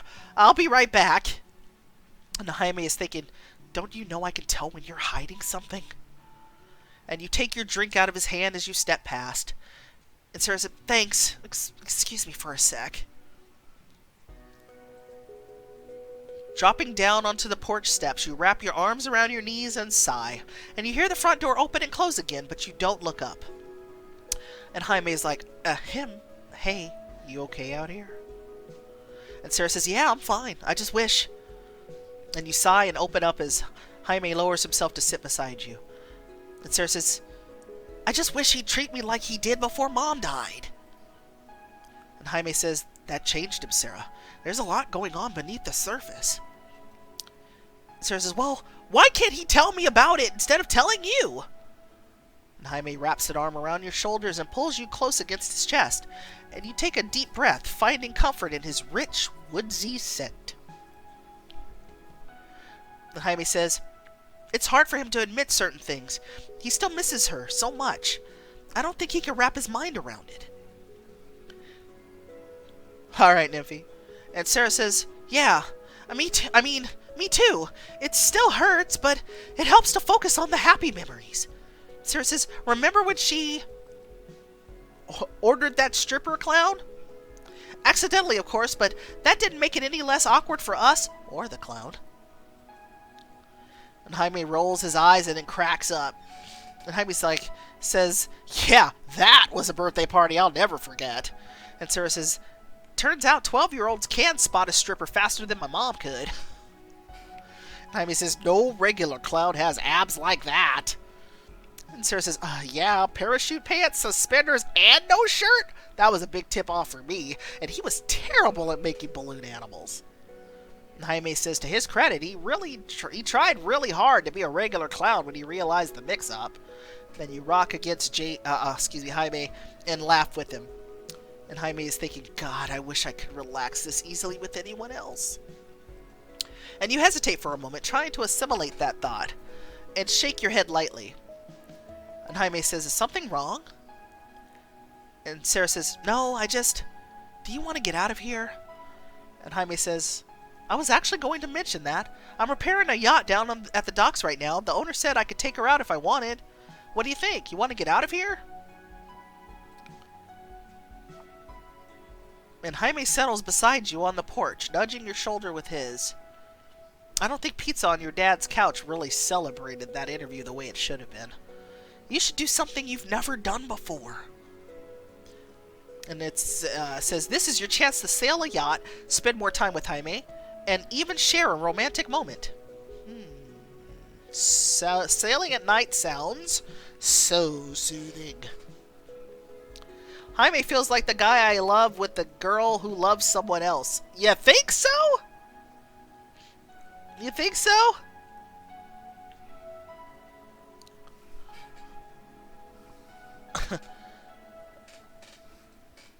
Guy who loves a girl feels like, yeah, a girl who feels like a guy that's in love with. I get what you're saying. I got you. Tongue twisters.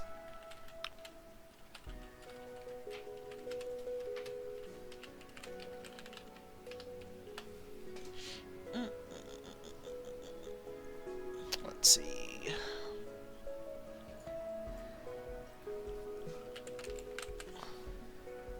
I'm thinking.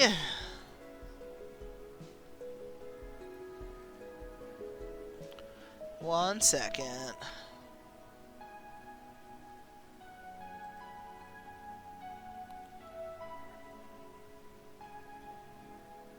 Okay.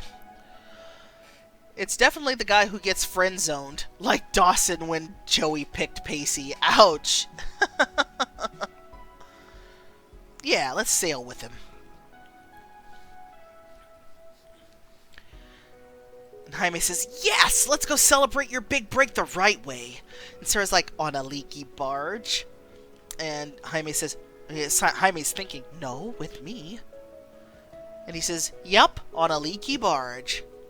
And Sarah says, I'll head inside and let Dad know. We'll be right back. And out on the lake, you gaze up at the nighttime sky and listen to the gentle sound of waves lapping. A cork popping startles you and you turn. Sarah's like, Jaime, what are you up to? And he says, just celebrating your victory. Let's start on the right foot this time. Here, Sarah, a glass of right foot. He is so corny. I like it. These two are good together. They're both corny as hell. And Jaime winks and passes you a flute of bubbly champagne. And she says, like, for me? Sarah's like, better already. And you stand beside Jaime as he guides the yacht expertly through the water. And Sarah says, it's gorgeous out here. Thanks for bringing me. And Jaime says, beauty is meant to be shared.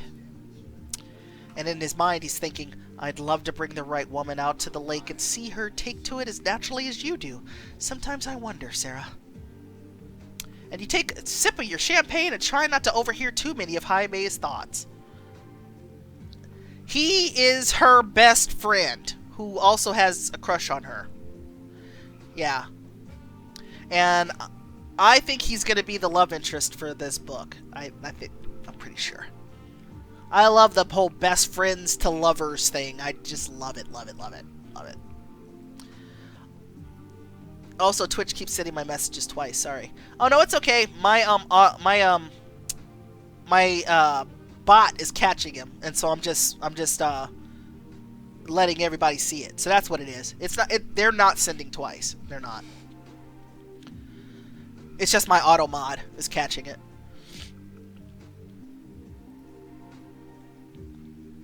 And Sarah says, since when have you been a yacht mechanic anyway? Are you going to crack your way into the lifestyles of the rich and famous next? I agree, Shu, chick. I totally agree. And Jaime says, nah, a yacht is the same as any old boat. The skills transferred pretty easily.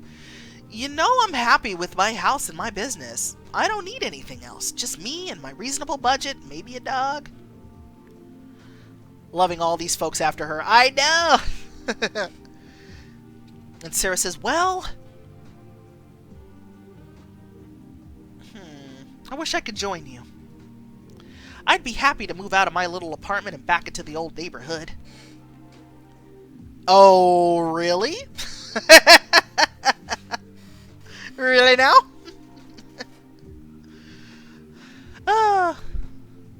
Sorry, Eric. I know you want Anna to win, but Anna's number 2 in my heart. She's number 2. She's second. I'm gonna give her another chance though. Like, hopefully we get to like hang out with her again. And we'll do another diamond scene with her and see what happens. Anna's scene is so good at the end. Look at y'all trying to make me spend my points. I see what you're doing. And Jaime looks at you thoughtfully and his lip kinks up in a smile. The dirty 30, I know. It's like, naughty. I do know people who loved Jaime's scene. Okay. Derpy. Derpy! Yeah! How you doing?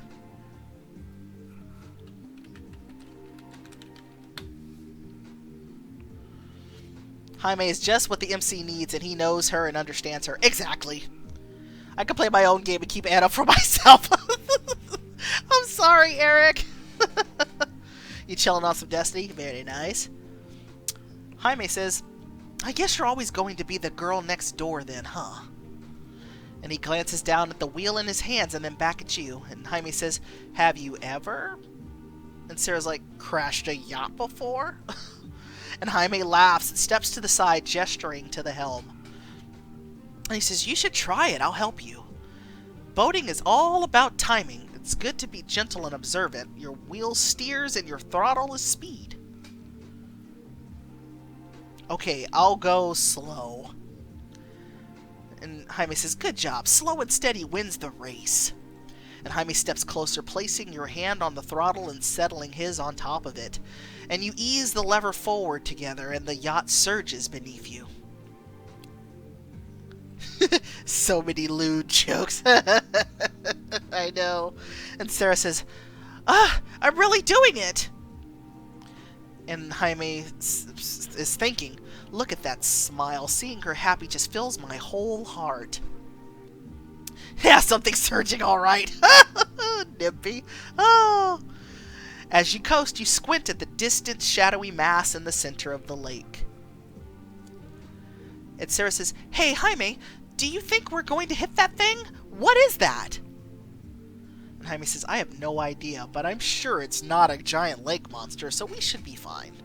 Lesson 2, turning a boat is like turning on ice. All the force is behind us, so when the bow turns, we'll slide a little bit. Be gentle. coming up on it now. Turn the wheel slightly. And you adjust the wheel and just barely nick the dark patch in the lake, sending up a plume of water in your wake as you rock against Jaime and he steadies you. And Sarah's like, whew, that was a close one. And Jaime says, that's alright. Looks like it was just some thick seaweed. And as you ease off the throttle, the yacht idles to a stop in the center of the lake. And Sarah says, we should probably dock. I have the feeling we might have lost track of time. And Jaime says, you might be right. Let's get this baby home before she turns into a pumpkin. I'll grab the helm this time. And you step aside and let Jaime take control, relaxing into the boat until the boat suddenly slows, even though Jaime still presses the throttle. And he says, that's weird. I think there's something tangled around the rudder. No big deal, I'll just have to cut it off. And he sighs and casually undresses on the deck. Oh, okay. And so I'm totally going with the jokes on this one. So I was like, oh, what a show off. And you puff out your chest and pretend to have huge arm muscles. Oh, Dippy. Oh. And Sarah says, look at me. I'm Jaime. I'll fix your rudder. You wink at Jaime in an obvious way. Yes! He is perfect for her!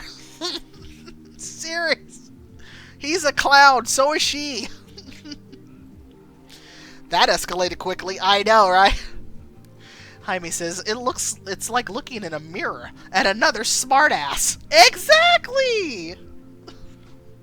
Nippy's like, this is legit me and my hubby. Yeah, I don't know. This is kind of like me and Jingo territory right here. It's like where we're clowning each other, like all the time. Jaime says, I'm going to have to get out my waterproof flashlight. Will you come with me and hold it so I can see what I'm doing down there? Why does everything sound dirty? It's my mind. I have to stop. Oh my god. Like, Jesus. Like, everything sounds filthy. And he looks sad. He's like, I can't leave the yacht in the lake like this. It'll only take a minute, I promise. Shoe Chick is like, they get each other, LOL. Yeah, they do. And Sarah's like, of course. I mean, I'm the one who drove through a forest of kelp, so logically I should help you take care of this. And Jaime jumps over the side of the boat and you slip out of your clothes. Oh. She's like, woo, it's a little chilly. Sarah's like, I hope the water's warm. And Jaime is like, it's actually somehow warmer than the air. And it's definitely warmer than we'll be when we get back out. Hey, Nina. I'm late. My alarm disappointed me. It's alright. So I was talking about Our Blended Lives with Choices. Nina is who made that awesome fan fiction series. She's awesome sauce. I would love to see her like stream her stuff. That would be great. Hint, hint. Jaime is warm. Yes, he is. Sarah says, comforting. Sarah shouts, incoming! And you leap over the side of the boat and bob up in the water next to Jaime. And he says, hey there, ready to hold your breath for a little while? And Sarah says, no problem, I can't let you have all the fun. And you take the flashlight and dive with Jaime, angling the beam of light as he cuts the length of weeds from around one rudder blade. When you rise up to the surface again, you're both breathless and dripping wet. And Sarah's like, whoa, Jaime! You're so good with your hands. It might be my favorite thing about you. Possibly my second favorite thing after your eyes. And Jaime is like, he's like, what? Mind blown, and he's thinking, is she flirting with me? Duh. Jaime drops the flashlight into the dark water and scrambles to snatch it back before it's gone for good. And Sarah says, oh, sorry, I'm distracting you. That might be dangerous. And Jaime continues to gape after you as you stroke over to the ladder and climb out, smiling at him teasingly from over your shoulder. An expression of alarm suddenly crosses Jaime's face, and Sarah's like, "Is everything all right? You didn't hit your head, did you? I saw this movie where a guy hit his head while he was And Jaime thrashes and disappears under the water. And Sarah shouts, "Jaime!" And popping back out of the water, he waves his arms. And Jaime's like, "It's the monster you hit earlier, and he's come to take his revenge!" And you grimace and shake your head as Jaime pitches clumps of seaweed into the air, making dramatic gurgling noises. And he says, "I've got him, Sarah! Save yourself!" These two, oh my gosh. Wow. Wow. You roll your eyes and climb up the ladder, toweling off and shimmying back into your clothes. And Sarah's like, "Come on, you know there are real lake monsters, and they're attracted to dumb jokes." And Jaime's like, "My sense of humor is not dumb. Much like my taste in cars and in women, it's classic, Sarah." Jaime climbs back on board and dries off. Taking the helm, he restarts the yacht without a problem, and you smile as he guides you toward the docks. Sarah says, "Thanks again, Jaime. You're the best friend a girl could ever have." And he smiles and inclines his head towards yours. And he's like, I'll take it. Later, strolling down the sidewalk, circling your father's neighborhood, you enjoy the stillness and the chirp of crickets. You and Jaime are in no hurry to get back.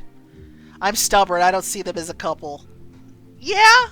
You don't? I totally do. I totally do. Jaime says, "I think it's safe to say that your dad is fast asleep now." And Sarah's like, "That's okay. I'll just slip inside and grab my keys when I'm ready to head home." And a little shiver runs down your shoulders, and you bind your arms around yourself. And Jaime glances down at you and hurries to shrug off his coat, and he drapes it over your shoulders. And Jaime says, "Here, warm up." And Sarah's like, "But now you're going to be cold." And he shrugs. And in his mind, he's thinking, "I'd do anything for you." And Sarah's thinking, "I have to tell him the truth. I can't just be inside my best friend's head without telling him." You're just being stubborn. And Sarah's thinking, "Plus, he's probably the only person on the planet who'd believe me." And you hesitate and clear your throat and then stop walking and turn to Jaime. And he looks at you with raised brows. "What is it?" And Sarah says, "There's something I need to tell you, and you might find it hard to believe." And he's like, "You know you can tell me anything." And Sarah says, "I can read minds." And Jaime's like, "And I'm out." And in his mind, he's thinking, every time I think I get Sarah's humor, I remember that she's a human curveball. And Sarah repeats what he was just thinking. "Every time you think you get my humor, you remember that I'm a human curveball." And he's like, "You've got to be kidding me." I'm with you on that one, Fish. Said, "You got to support your LIs. I respect your dedication." Yeah, I totally do. I totally respect it.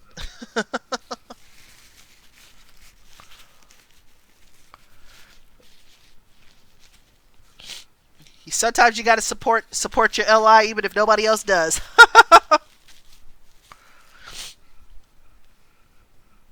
Very few people supported my my Mason choice for my first two loves. And mostly I picked Matt Mason because it spited other people. You know. All right.